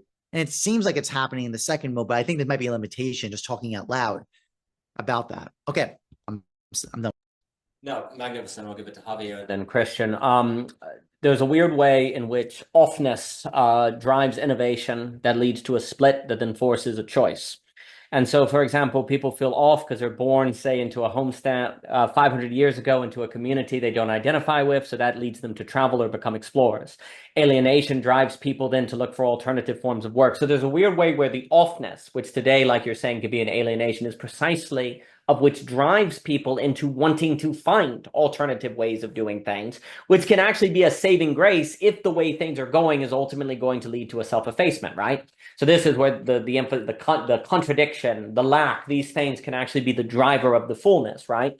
Because you feel something off, right? So people feel off, or they feel like the teaching of the church is off. So you have a Protestant Reformation, you feel like this way of work is, oh, you feel like it's off that you have to work every day. So you create technology. Then it feels off that you feel alienated by the technology. So then you move toward things like the offness drives the world. And there's a weird way in which that offness is like the body at the start of rationality that begins thinking. And when you actually then, but here's the key, if you try to address the offness with the paradigm that created the offness, you just make it worse and you self-enclose yourself in it, right? And that's usually, say, for example, if capital creates an offness of alienation, and you say, well, I'll just buy more things, I'll get more material or climb the ladder, then the alienation gets worse, right? If there's an offness that drove you to, say, travel, because you're like, I'm at home and I feel like I'm not, so you travel more, then if that's not the right way to deal with the offness, because you then don't create new routes, then you'll travel again and again and again, and every time you travel, it gets less capable to actually help you deal with that offness, right? And so offness drives a change that then you have to negate, sublate, not just spuriously continue, right? And so you could say capital has caused an offness of alienation that is now forcing us to address. But the question is, what is the root cause of the alienation? And if you say, well, it's work, because you conflate it with toil, that's not going to, that's what we're saying is problematic, right? That conflation is bad. And that's what a lot of people are doing, right? No, the alienation is primarily, I think, tied to this fact of abstraction, where everything has to go through capital. Michael, good to see you, sir. So, like, as you're saying, in the same way, the Enlightenment made everything go through rationality. Everything had to justify itself through an abstraction. Now, today, everything has to move into capital to justify its use or its value, right? So it's the filtering where everything has to be tested through a set metric, a set parameter. Oh, it's rationally justified? Well, then it's good. Oh, it can make you money? Then it's good, right? And so that singular standard, but that's precisely what then sets you up for the ultimate filter, if you will, of AI, right? Of which then is the point where you can no longer deny, well, even we are going to be pulled into that. Oh, do we want that? So that's why it's the cause of it. Force it, like everything's been taken except that, right, through the filter. And so now we have to ask ourselves, do we want to be entirely computable by AI? Do we want to be entirely computable by the same thing? And if you say no, well, you have to offer an alternative. And how are you going to do that? And maybe you're crazy. And you have to face fears and courages and different things like that. But that question is what the alienation forces. And if you simply say, well, we'll just create new jobs taking care of the AI, well, then you're trying to deal the alienation with the alienation, and thus you get something spurious versus negate, sublate it to something like beauty. Now, what you're saying is whenever there's a split, we can go through the history of economics. Whenever there's an offness that leads to a split, it tends to be capitalized upon by the rich or the upper classes, right? Whether it be travel or experiences or technology, they tend to get it. Which then, this is the question for our historic moment. Usually when that occurs, you might have a revolution. You might have the lower class rise up against the upper class. You might have wealth concentration that leads to bubbles, and you get all sorts of problems, right? So if AI, because the question arises, where does the money go? If the money simply goes toward the rich in the split, we've got an issue, and it will simply be a recapitulation of what has very often occurred. But if the money goes towards, say, for example, one of the benefits of an experience-based society is that if you're a really good storyteller or you're really good at creating certain experiences of laughter, it doesn't matter how much money you have, right? One can see a certain emphasis on, Jacob, good to see you, on certain abilities that are not capital intensive and yet capital desires, right? Like, you can imagine someone who has financial resources really wanting to have the ability to work through and heal relationships, but no matter how much money they have, they can't get it. Oh, wow, these people actually have that ability that AI also can't do. Oh, so there's a certain democratization that could occur if there's a re-emphasis on experience, skill, relationality, and capacity too.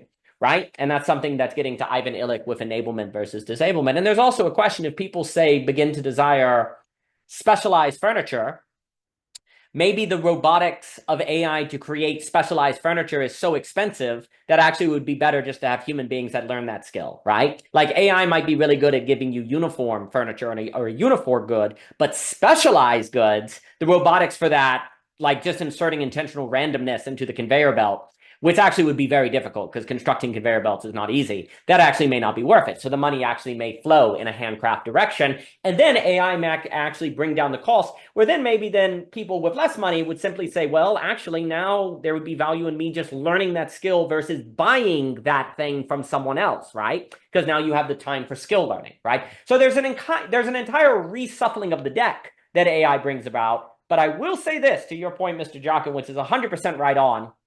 That requires facing a whole lot of doubt and fear and trauma and inner work in the real that in most of history, we rather just revolt and kill the rich. Rather than actually changing the economy and where the money goes, we often rather just scapegoat somebody. Because to do everything we're describing, an economy based on beauty, on experience, I do not deny at all, just reading Tocqueville and all these different people, that is only possible if people do a whole lot of frickin' inner work. And historically speaking, the truth is that would not be a good bet. People usually don't do that work. They usually rather blame someone and give in to violence, right? But we're at an age, because one can read this book on the Cuban Missile Crisis, one is at an age where that may not be a mistake that could be made again. The last thing I will say, I'm also extremely interested on the point you were making with Heidegger, where when you make something a standing reserve, isn't it interesting, when something is a standing reserve, it's always ready to be used. So there's a way in which time goes away. Like readiness gets rid of time. It's always there.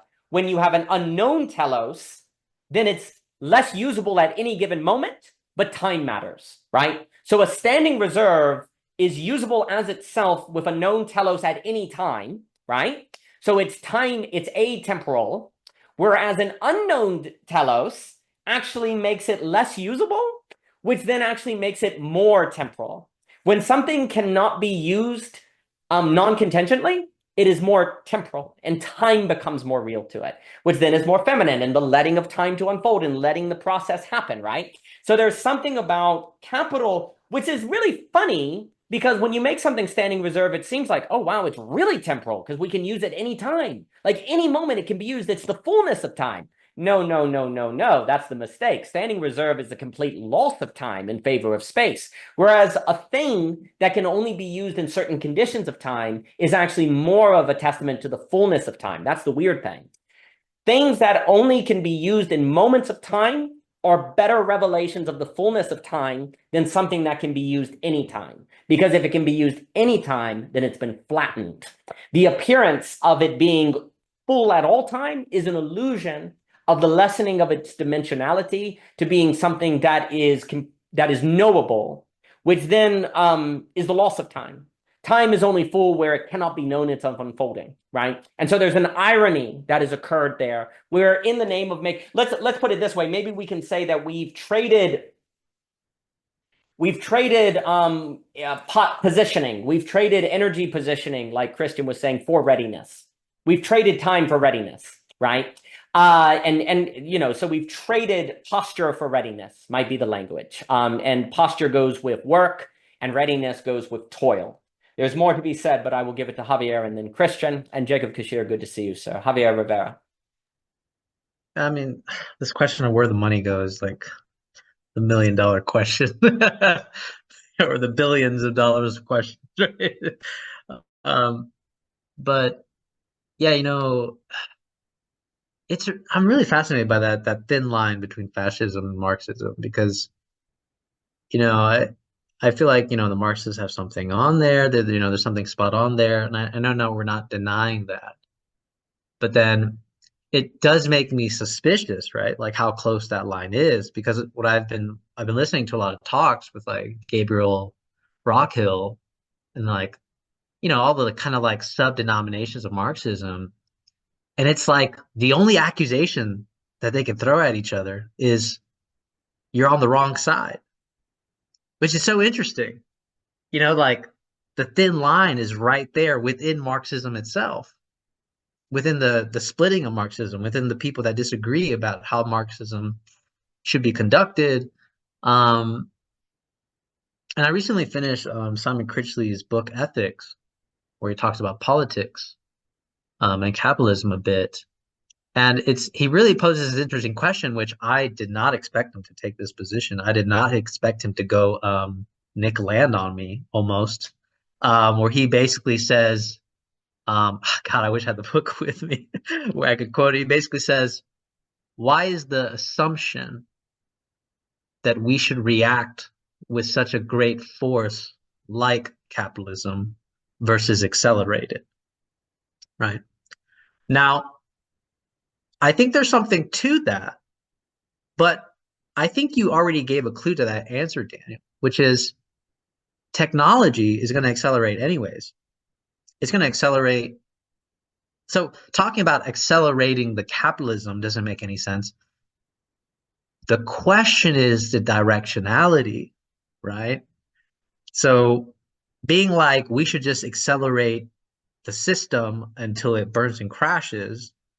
Well, maybe, maybe, I could see an argument. Like I was actually thinking about this. I could see an argument for, and maybe this is the Nicolaitan argument, right? A technological apocalypticism, where you accelerate to the point where it collapses. And what's funny about that, with every apocalypse movie that's futural, isn't it interesting that the people are all of a sudden more, you could say, embodied? They have like all of a sudden a restructuring to the relationship to technology. So I could see an argument for someone being like, why not just accelerate to kind of apocalyptic technology collapse to the point that actually we do rearrange a relationship to technology? Of course, now this is a question of should we have to? Should we have to? But then there's the other question of, if we never collapse, will people ever see it? Right? Because there's that weird mean, I would think, where there's a dangerous mean where it's like, we understand there's a danger, but we never see the danger. So it's like invisible almost. And so it might be that weird, invisibility thing where we sort of remain in this sort of like mean of capitalism where things don't go far enough and remain as they are. And that actually would be its most destructive moment, because then you can never fully, nothing gets disclosed to you about what is the actual relationship to technology. And that would be, I think, the hell locked from the inside kind of moment. But yeah, so this idea of where the money would go, where would the money go? Yeah, I mean, that's such a hard question. But I was thinking, and maybe this is the long shot, maybe this is too people dependent, but I do think maybe maybe we could construct an analogous model. This idea of crowdfunding, right? Crowdfunding is, I feel like, a very human Dasein thing, which is someone saying, this is where the money should go, right? And the thing is, there's a cap, right? Like the person is only given a certain amount of money to make the work happen, to make the beauty happen, right? To get the book published. There's not any more money involved in that. It's to make the projects happen. It's directed towards work. So, I mean, obviously that's like, I don't think that works on a scale level, but I would say if we maybe I'm wrong, but if we can come up with a model that's analogous to something like that, I think that would be something closest to like a communism that we would be talking about. That would be where the money goes. And the AI could be the distributor of saying, this is where the money should be going. People that want to do work, right? Because like it would be hard for us in a world that's very globalistic to be able to identify all the people that would need that needs funding for these projects. The problem, though, it's all going to be based on the algorithm. If we set some type of algorithm where it's only going to certain people and there's a discrimination, then we are in capitalism again. And that would be the thin line. That would be the thin line between a communism or maybe like a fascism like you're talking about. It would be all based on the algorithm. The question would be, so do we guide the AI to kind of distribute, or do we simply localize a kind of crowdfunding sources instead of making it globalistic? Would that be the answer? But yeah, I mean, I think everything is well taken on this, especially what Jockin said. It's funny because Heidegger says, the things that are readiness to hand are only readiness to hand because we can use them. But if we don't use them anymore, if they use themselves, so to speak, they're not readiness to hand anymore. They're just present to hand. they're just present at hand. They're just a thing, which means it becomes an abstraction at that point, which I think is really interesting. Like the hammer uses itself. The hammer does the hammering. That doesn't exist in Heidegger's world. The hammer doesn't do the hammering because the only way that, and Heidegger says this, two things that are present at hand are worldless.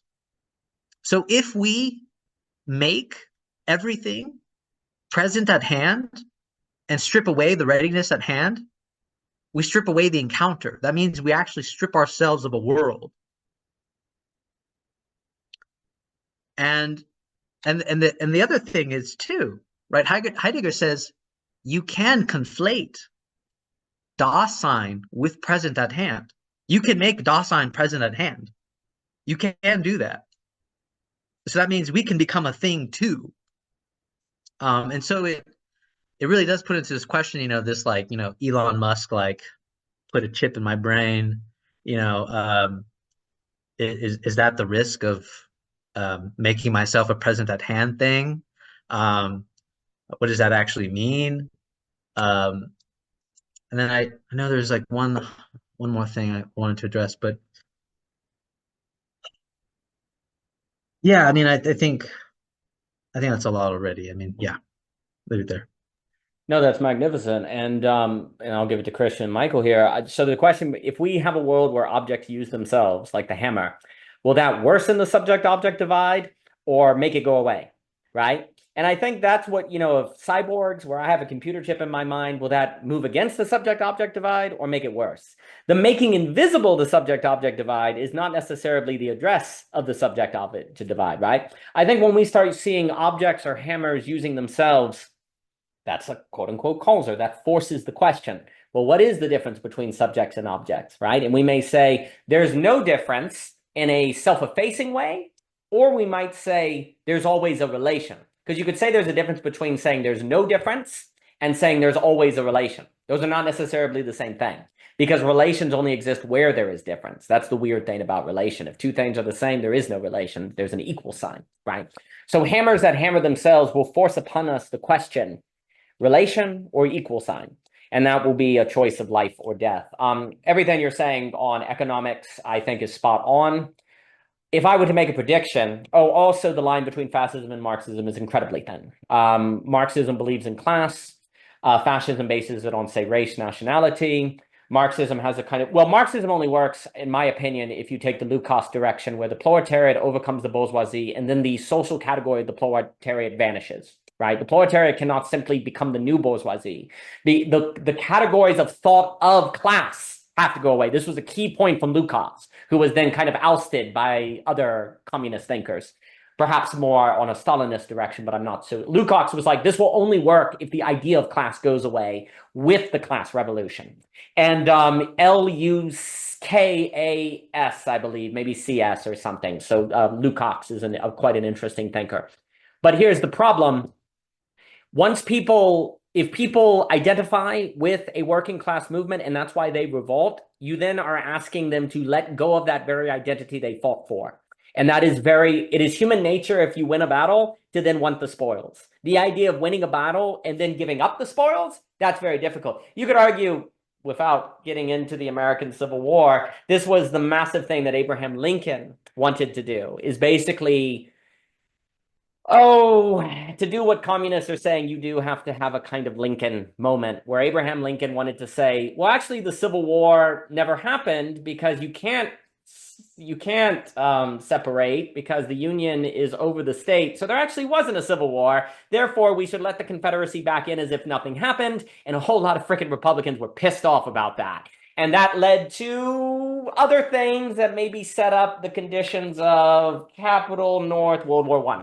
Anyway, this problem, you have a lot comes back to the American Civil War on the distinction between communism and fascism, which I will not go into, but it's a huge issue. And basically the fascists are like, yeah, people are not going to leave. They're going to stay in their distinctions. So why not just start with their distinctions? Not say, go through the working class and then dissolve it. Let's just make distinct the race or the nationality or the essence and base it on that versus a kind of idea of falling away from it, right? And that really has to be elaborated on. I think if I were to make a giant prediction, I would say for the last basically 30 years, capitalism has moved away from working hard, saving money. It is risk-taking. It's all risk-taking and investment. You will not actually get ahead if all you do is work hard and save money. The system has become, in a sense, very cruel. You have to work hard and then risk everything. You have to work hard and possibly lose your money. If you don't do that, you will not pull ahead, right? And the system has been making this shift for a while, right? People are actually still under an old model of economics, which is work hard, save, retire. It certainly has not been that since 2008, and you could argue before. This capital is in a risk investment structure now, okay? And you can say that's better or you can say that's worse. You can say what you want, right? My prediction is that would be extremely accelerated, actually, under AI. AI will force more than ever risk-taking and investment, okay? You're going to have to be willing to take risk, which could look like investing in your friend or projects or different things. Like what you were saying about projects, you're going to be forced to risk-take and invest. You're going to be forced to like go, oh my gosh, working hard is never going to get me ahead. That's going to be very traumatizing, but it is actually also going to open creative possibility. So the market is going to accelerate hard into risk-taking and investment. And also what you were saying about crowdfunding, it's going to have to become social investment. It will not do to simply be funding where you're going to have an investment structure where everyday people are going to be able to invest in one another, which means I give you $20 and there's a possibility of me making 25, right? You get the liquidity, you do something that creates value, and we both make money, right? We have a microfinancing structure. You will never, ever, ever, ever create a sustainable economics that doesn't have an investment structure. Simply giving money is zero sum. You have to have non-zero sum. So you have to have social investment. That's going to look like a new infrastructure which people over different forms of Web 3.0, blockchain, and different things are experimenting with. Now, right now, it's mostly speculative and gambling, but there is possibly the technology to look at social investment, which I think has to come about. I also strongly agree with your point on this idea of accelerating the system. You don't have to do a thing. It will accelerate itself. Like, it's a false notion. Like, the idea of let's accelerate it. It will accelerate. Like, it's completely given. It will accelerate. And honestly, Jacob left, but the key here is, yeah, trauma can, if it accelerates and it's traumatic, we'll see. But then you have to heal the trauma for the seeing. If you can start with healing, though, to seeing, as Jacob works on, if you start with the body and then see, then you don't have to go back and fix the trauma that helped you see, right? So if you're prepared for the acceleration, then because you've done the work on yourself and you're healed and you have the anti-fragility to handle that acceleration, it will be a much better process than if the acceleration leads to seeing by trauma. Because anytime there's a cost, if you don't, let's put it this way, if you don't do the work to see without trauma, you have to pay the price. You have to go back and then heal that stuff, right? And you may never, and it could have generational curses and all that other stuff. If you can do the work to be ready for the apocalypse, the revelation, every apocalypse is, it's a Schrodinger's cat. It's traumatic, but it's also a revelation. And if it leans on the side of trauma, it's relative to what you do now. If it leans on the side of revelation, it's based on what you do now. And if it's more on the side of trauma, then, well, you may have to spend an extra 30 years healing that, right? Whereas if you were prepared for it, you could have gotten the new eyes without paying that price, right? So yes, both starting from healing into the apocalypse to see, not starting from healing the apocalypse, then the trauma, they'll both get you to seeing. I think this is the choice between beauty and trauma that we talk about often, but the road is different and longer. Let's put it this way. If the thing accelerates and you're not ready for the acceleration, the other side of the acceleration will be a long, slow road of having to heal the trauma. Whereas if the acceleration occurs and you're ready for it, on the other side of it will then be an acceleration of your soul, actually. You will be accelerated. This is the problem. Like, the question is, will the acceleration accelerate us toward the beautiful? Will the acceleration multiply us toward the fully human? Or will it delay us toward the fully human? The acceleration is given. That's the logic of systems. The question is, will that acceleration multiply our humanity, or will it function to traumatize us, to take us an extra 40 years, if not 100, to recover, to then begin working? I think that is the way I think about it. But let me give it to Christian, and then I will give it to Michael, and then if anyone has any final thoughts. So Christian, please. So like when I think about, AI and art and power was, brought up before. What can AI do? What position will that put us in to do with our time, our energy, our money? And it's something I think about a fair amount because I do a lot of art, and I'm also strapped for time. So like I write a newsletter, I copy edit a newsletter, I write another newsletter, and then I have my new Substack, and I would love if I had time to do my own visual art because it's something I enjoy quite a bit, but I don't. And I don't have money to pay an illustrator, even though I wish I did. It'd be fun. It'd be more fun than AI to give money to a human and see what they come up with. For me, it would be more fun. And yet I don't have that time and money. So I use the AI and it does the job. And so if you just kind of like, what we all do, I think, is take that concept of technology replacing a human skill, extrapolate it out. Where does that put us? And I see the silver lining there. Maybe it's two things. There's like a silver lining of like what that impact will have on human creativity and in where we invest ourselves, and also a demand on human creativity. So I think it forces us to ask, to me, what's like an interesting question, which is kind of like what are the dead ends of our modern creative aesthetic pursuits, right? Like when I was in high school, I was interested in Salvador Dall-E because it was like this interesting technical magic trick that he was always doing. And AI does that in a moment, and it does it really well. Like you can do Salvador Dall-E all day. You can like just play with like these conceptual mashups and melt the kind of normal aesthetic semantic boundaries that reality or the kind of let's say like the limitations of how art is produced normally land with us. Anyways, it's just you can bend it and play with it and do whatever. And I feel like in some ways a lot of like modern art, postmodern art, which I enjoy and appreciate, it has like just gotten to a like technical fireworks performativism where like look how I like kind of took this aesthetic and multiplied it by this aesthetic, and then I took your expectation and subtracted it out of the equation, and this is what's left, and now your brain is like experiencing this like tickle, this cognitive tickle, and you're like, and you enjoy it because like it's just kind of like for a moment taking you out of your normative state of mind because you don't know how to feel about the art. And like I feel like it's a lot of postmodernism, and it's like, okay, well, AI is going to be able to do that a lot better than you are, or at least it'll allow us to do it so quickly. It might still take a human brain to like, especially with like the aspect of postmodern art which plays with expectations and norms to like kind of come up with the ideas. Because where are we at culturally? What are people expecting? That kind of, to some extent, requires a human finger on the pulse of culture, so to speak.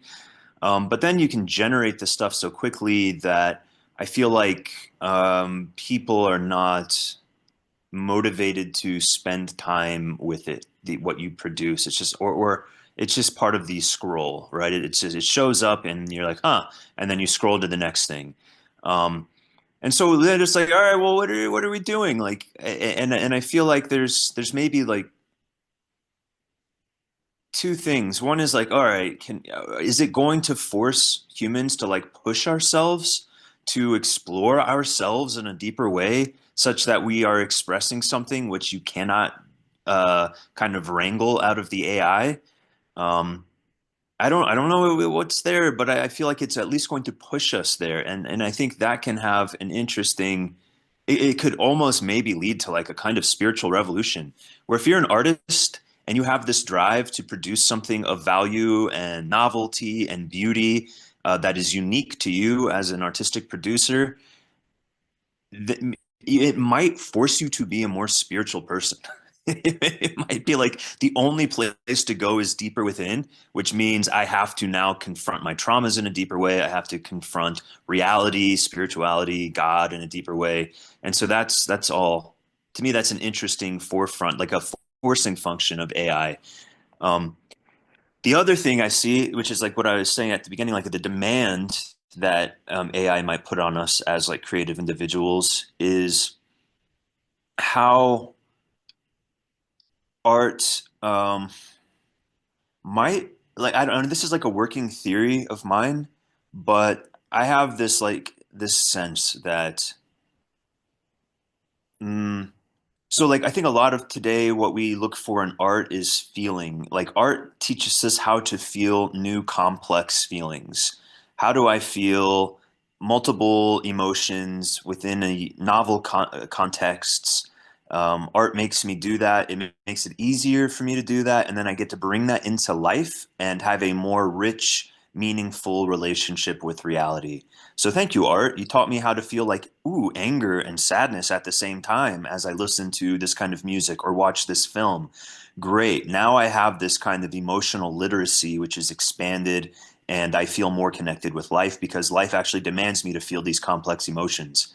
Um, and that's great. And maybe AI will actually do some of that lifting. Like I don't think it's wrong to assume that AI generated art can play some of that role. What I don't know that it can do per se, but what art might have to step up in as a value provider is teaching us how to like cognitively process reality differently in a more kind of just like pure intelligence kind of way. And why I think that there might be an opening here is because of the this might be a stretch, but there's the object rotator meme, right? Like people with high general intelligence are good at rotating three-dimensional objects in their imagination. Okay, now if that's true, can you reverse engineer that such that if you were to teach kids how to um, rotate objects in their imagination, especially during their younger formative years, you're actually going to raise their general intelligence? I don't, that's a theory, that's a hypothesis, but I don't know if it's true, but I kind of have an intuition that it's true. especially based on the book I read when I was a young kid, Drawing on the Right Side of the Brain, where Betty Edwards gives you these practices that reverse engineer a new way of your brain working, not feeling, working, such that now you can pull off more interesting cognitive tricks, abstractions in ways that you couldn't before. I think there might be similar things there that we have. I think there's just might be like a whole domain of kind of skill training that is yet undiscovered. And I think art can do the work of making that skill training accessible and of fun. And again, it's like very speculative and hypothetical, but I feel like music might be able to like really novel. I won't get into the details, so it might not make sense or be very convincing, but it's something I've thought a lot about. Really novel, interesting sound composition that works in, frankly, entirely new ways that I don't think anyone's thought about might help minds develop in interesting ways that allow us to have a more pluralistic way of processing reality, that can then help us keep up with the maelstrom of what AI is bringing in terms of like news and media and or everything, right? So anyways, I just think that's an interesting concept. Like art will help make our brains work in new ways that allow us to keep up with exponential tech. Anyway, there you go. Strongly agree. Very well put. And I think also what you're saying about music, I strongly agree with. There's a book, and I can't think of the name, that talks about how the brain works under different musics, different tonal structures. Obviously, there's a classical thought of the importance of music that we can completely throw under the bus. Music is not merely something you listen to, it is something that actually trains how the brain works. I think it's true. Playing music seems to do this. And I think of Oliver Sacks' book on musicology and how music and out-of-body experiences can be tied together, and things like that. I think there is something important about music. I'll pass it to Michael, and then if anyone has final things before I run on this fine evening, and I appreciate everyone's time. I mean, on the idea of, well, will money go toward people who make new music, or the guy who can train you to rotate three-dimensional objects in your head, right? That kind of capacity. That is what we simply don't know. And like I said, I definitely think there will be a premium on people who don't simply teach information, but people who teach practices in that sense. Like what you're saying about music or rotating 3D objects in your head, that's not merely information. That is some sort of skill in art. And I strongly think that art opens you up to higher dimensionality of the human experience, because art can present something to rationality that it cannot think up on its own, and it can emotionally experience, so thus direct it toward higher, dare I say, geometry that it otherwise wouldn't do. That's where art is a huge deal, because art is not merely the creation of content, but the generation of a culture that can then, as the sociologists talk about, create a habitus that can then work on the subconscious to operate in manners of judgment and discernment and thinking that become natural to you, and thus not energy intensive, and thus can translate into a new way of life. And that, I think, that kind of thing becomes extremely important, especially if AI naturally collapses categories of thought without which thought becomes, well, self-effacing of the human. So I think that was all beautifully put. And I love what you were saying also, and then I'll give it to Michael here, on postmodernism. Well, if you look at a Barth, if you look at pitching when he's not at his best, in my opinion, then it is the tickle of technique. And the tickle of technique, even if it looks intellectual, is not that much different than the dopamine that you find on social media, right? It seems different, but it really isn't. It's like, oh, isn't this nifty? Well, AI will be able to do nifty better than us. And so hopefully we as human beings can do something that's better than just the tickle of technique. I think that was well put, but I'll give it to Michael here. And then if anyone has any final things. Michael, good to see you on this fine day. Thank you for coming in. It's great to see you as well, and congratulations on the child. Thank you, Michael. Appreciate it, sir. Congratulations. I saw some of the pictures. It's so adorable, and good luck to you and Michelle and your other kids as well.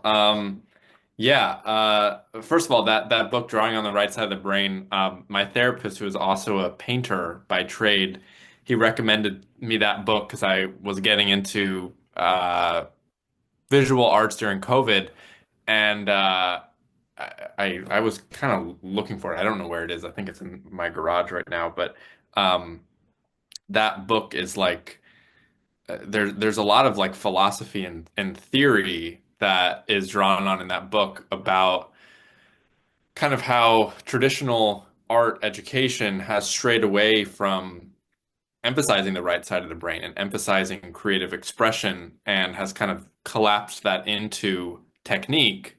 And you know how yeah, it's like you learn these elements of line and color theory and texture and all these things, but there isn't like the application to, you know, taking that and then using it for deep exploration has kind of been lost. And so, yeah, that book, like you know, you're drawing things with your left hand, you're drawing like the mirror image reflection of things. So you're looking at things from like the opposite, you know, way. Really interesting stuff. And I totally agree. I think art is meant to be, in Vervaeke term, you know, participatory. And you know, I'm in this poetics of enchantment class right now, and we just finished reading the Gospel of John, and the first story that we read was Plato's Cave, and that was like very intentional by the professor of that kind of prefiguring everything else that we're going to be reading. And you know, that story is really this movement from disenchantment to being able to, you know, to see the light and to see anew. And it's like there's you know, and then in the Bible, there's this such an emphasis on sight, and so it's kind of puzzling to me how, you know, you end up with something like Gnosticism that just kind of totally abandons the body and our ability to perceive with our senses. That just seems so integral to the spiritual life. And yeah, and then, you know, you get things like analytical philosophy and the Enlightenment that just kind of totally, you know, totally like divorce us from that. And I think we desperately need a reclaiming of what art can mean and can do. And, you know, Thomas talks about this a lot of like, you know, orienting it towards beauty. And it's like that seems like one thing that uh you know, AI can like simulate beauty. Like I, as well as Christian, have used it for visual arts on, you know, poetry and different things. And it can simulate what you're looking for, but like can it really um you know, can it really build it unprompted? Like and can it like intrinsically be motivated towards beauty? Like um I mean, once it gets to that point, it's like you know, you have a totally different kind of, you know, you have a totally different kind of conversation. But like as of now, that seems what human beings are uniquely capable of doing. And we, you know, I think we really need more people who like kind of make that the emphasis of why they create things, is to point people towards novel experiences of depth and of connection and of uh, reality, because that like that's that seems like what we're all here, what we all want at the end of the day. So yeah, this has been great. I'll pass it back. No, magnificent. I'll throw it over to Jockin. And, you know, there's a funny way to what you were saying on the arts and all that it does. We really have not seen a democracy based on the phenomenology of the artist. We've seen democracies that have assumed as the basis pragmatism, market modern markets and so forth and so on. But basically, in my opinion, global pluralism that doesn't just retract into one of the problematic addresses that belonging again we'll talk about will basically require a form of democracy that is able to handle itself. And I think basically at the basis of that needs to be a kind of phenomenology of the artist. And one would say, well, artists and democracy have been radicals. They've torn everything down. Well, yes, but also keep in mind that the artists in most democracies have been opposed to or in opposition with a predominant pragmatic, quote unquote, paradigm, right? So we really have not seen an artistic mindset, if you will, that phenomenology and experience is kind of primary in the democratic or political or governmental or economic paradigm. That is not contrasted with or contrary to the more powerful paradigm that is, say, utilitarian or pragmatic or different things, right? And so a democracy where everyone has a better acquaintance with the phenomenology of the artist, not merely the making of art, but the mode of being that the artist is familiar with, would be is something we have not seen. That would be interesting. And I think basically is required now because the phenomenology of the artist also leads in the direction of taking seriously metaphysical categories, beauty, and things like that. I'll throw it to Mr. Jockin, and again, if anyone has final things. Mr. Jockin. Well, obviously, conversation on the artists, especially beauty, always calls my name. But actually, so I haven't talked about this publicly yet. I'm working on a new paper dissertation on using AI for basically within the narrow span of typography, teaching typography, being creative with it. I'm actually using AI as a prompt for prompt generation. So what I'm doing is using a prompt mechanism. So very common for everyone for AI use. I'm using I'm having it randomly generate for me as an artist, the prompts based on different levels of intensity of complication. Then under a time constraint, 90 minutes in my case, producing a work from that. And then from the work produced, I then have AI use the same prompt to generate a source from that. And it's actually, I'm experiencing and working with it. It's exactly what I've talked to other artists using AI. It's very similar. It's basically a instrument for riffing. That's basically how it's operating at. Meaning, and especially because the parameters of the prompt are sometimes completely random. And actually part of the work is, especially at the highest level of difficulty I'm working at, I'm pulling in content for a poster. So a very generic thing, like say like posters for a lecture. That's the content. So content's coming in. We have the content form. Then we have typographic demands of like use these typefaces in this way with this kind of formal property applied to it based on this historical style. I have to pull in all those diverse sources, kind of synthesize them together into something that works. The AI really is not that good by itself working with that, but what it does do very well is riff on what I give it. So if I give it a general direction, so I'm giving a design, it looks at that and looks at the prompt, and then can riff on it. And an extra couple of times I've experienced that kind of surprise, like, oh, I didn't even think of that. Oh, that's interesting. Different parameters. And then I basically do more iterations from that. So it operates exactly, and I have this note just to share with everybody here is on what we're talking about today, why I'm bringing this up with you all. It's absolutely operating in production. This is production. This is kinesis. But it's notice here is very important though, and this is generally what other artists who work with AI say, is a very big difference treating this as the default conclusion. It's the end product that we conclude in, as opposed to an example from Aristotle, the making of the saddle, the act of the general, right? These are all productions that have a larger end. Even techniques have larger ends they aim towards or work in service to. So there's a very big difference of treating the AI use as a final product at the end of the day versus a raw material we then work with. Because that's what I'm experiencing too.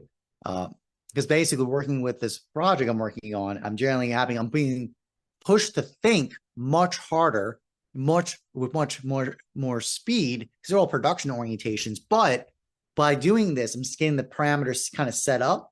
The AI then is an assistant that helps me think through and get realizations and say, oh, I didn't even consider that. I mean, you'll play with that direction now. And then that's exactly it. It becomes a feedback loop. But that's the point. Like, who's driving this is the artist responding to, quite frankly, the impossible convergence demand of multiple domains of topic under many different parameterizations that do not necessarily are not univocal. They do not connect.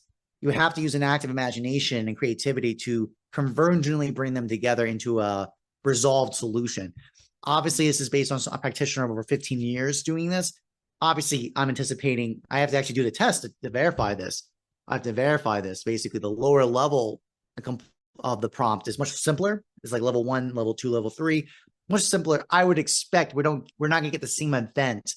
We're probably going to get a lot more simulacrum of similarity of what the junior designer undergrad student does with more simpler parameters, not less contrast, less conflict and resolution versus what AI produces.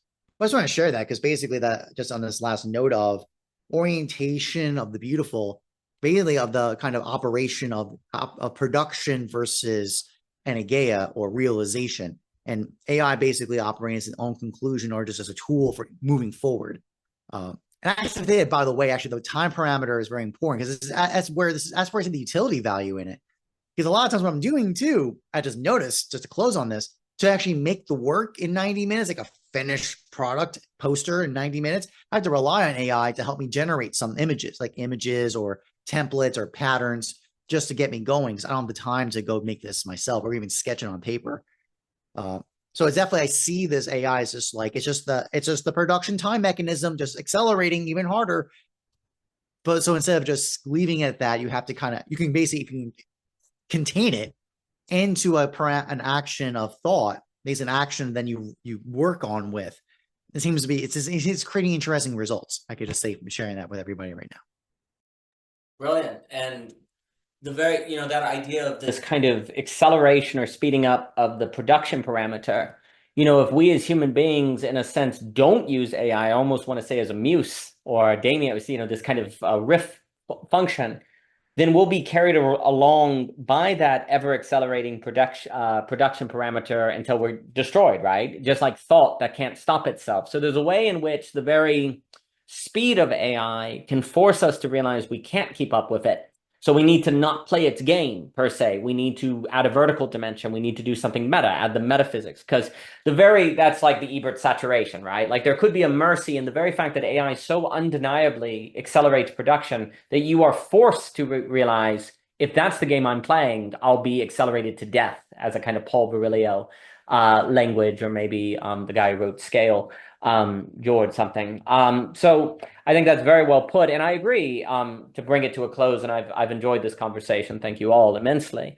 I can imagine AI, if I wanted to do, it's hard to just kind of do jazz improvisation on the piano with a band unless you have a band there, right? Sure, it'd be nice to have AI. Hey, can you be the drum anchor and add horns? Cool. And it's playing as you're doing the piano, right? You could do music improvisation by yourself. That really is not so easy to do, right, with AI. So there's a way in which it could be a riffing machine. It can be a Damien. It can be, and I can see that very much so. But then, of course, it's contingent upon you being able to judge the quality of the output, right? And one of the temptations of just having it as the conclusion is because then you don't have to do any judgment. But if you start having to think about it and then give a new prompt and a more sophisticated prompt, that demands something of you, right? And so there can be a temptation to treat it as a finished thing. The last thing I'll say that brings some things that Christian said to mind and what you're saying to mind as well. Greg Dimber, in his book on metamodernism, which he defines as very distinct from a lot of integral metamodern or metamodern as conscious rising. Dimber will talk about metamodern as an artistic movement. Really something you see in the arts, maybe starting with David Foster Wallace. And one of the ways he describes metamodern is a braiding. And I liked how he worded this in the book. Instead of oscillation, he moves toward a braiding of the modern and the postmodern together. And you see in different arts. For the sake of preserving an interior space, and this is key. So you bring together the modernistic and the postmodern, and you say, no, I can't have certainty. I can ironize everything, but you're using all of this actually to move you to an inner space that is real. I don't know what religion is true, but I do know how I'm feeling. I know that I'm feeling mystery or awe, right? So the whole sake of metamodern is, as Dimber describes it, is to braid together in art the modern and the postmodern to bring into the forefront a certain interior space that is preserved and becomes more powerful. Now, this runs the risk of emotionalism and problems that can be with that, but it also suggests a movement in art that is looking for something we know is human, something that is there, that is within us, that even if we can't have certainty in, is alive and real. And I think that kind of idea of art that would ultimately train us to think the meta judgment, or to think the ability to have a human that is not reducible to AI, that space in which we can meaningfully actually discern a difference between work and toil, meaningfully discern a difference between the fullness of time and the absence of time. I think that is indeed a role of art that I think Dimber is pointing to. And I think the interior space is indeed what we have to preserve in light of AI, precisely so that AI can realize its fullness and multiply humanity versus replace us, right? But there's this inner space, which again is the fundamental human. Here's the key. In the way we describe it, this is not an inner space simply of emotional experience. It's an inner space from which decision, judgment, particularity, and all of these things that are very hard in virtue is possible from and with, right? And I think that's the kind of key. So much of what is being described is an inner space of which makes it possible for us to think the metaphysical so that we can bring it, say, to AI.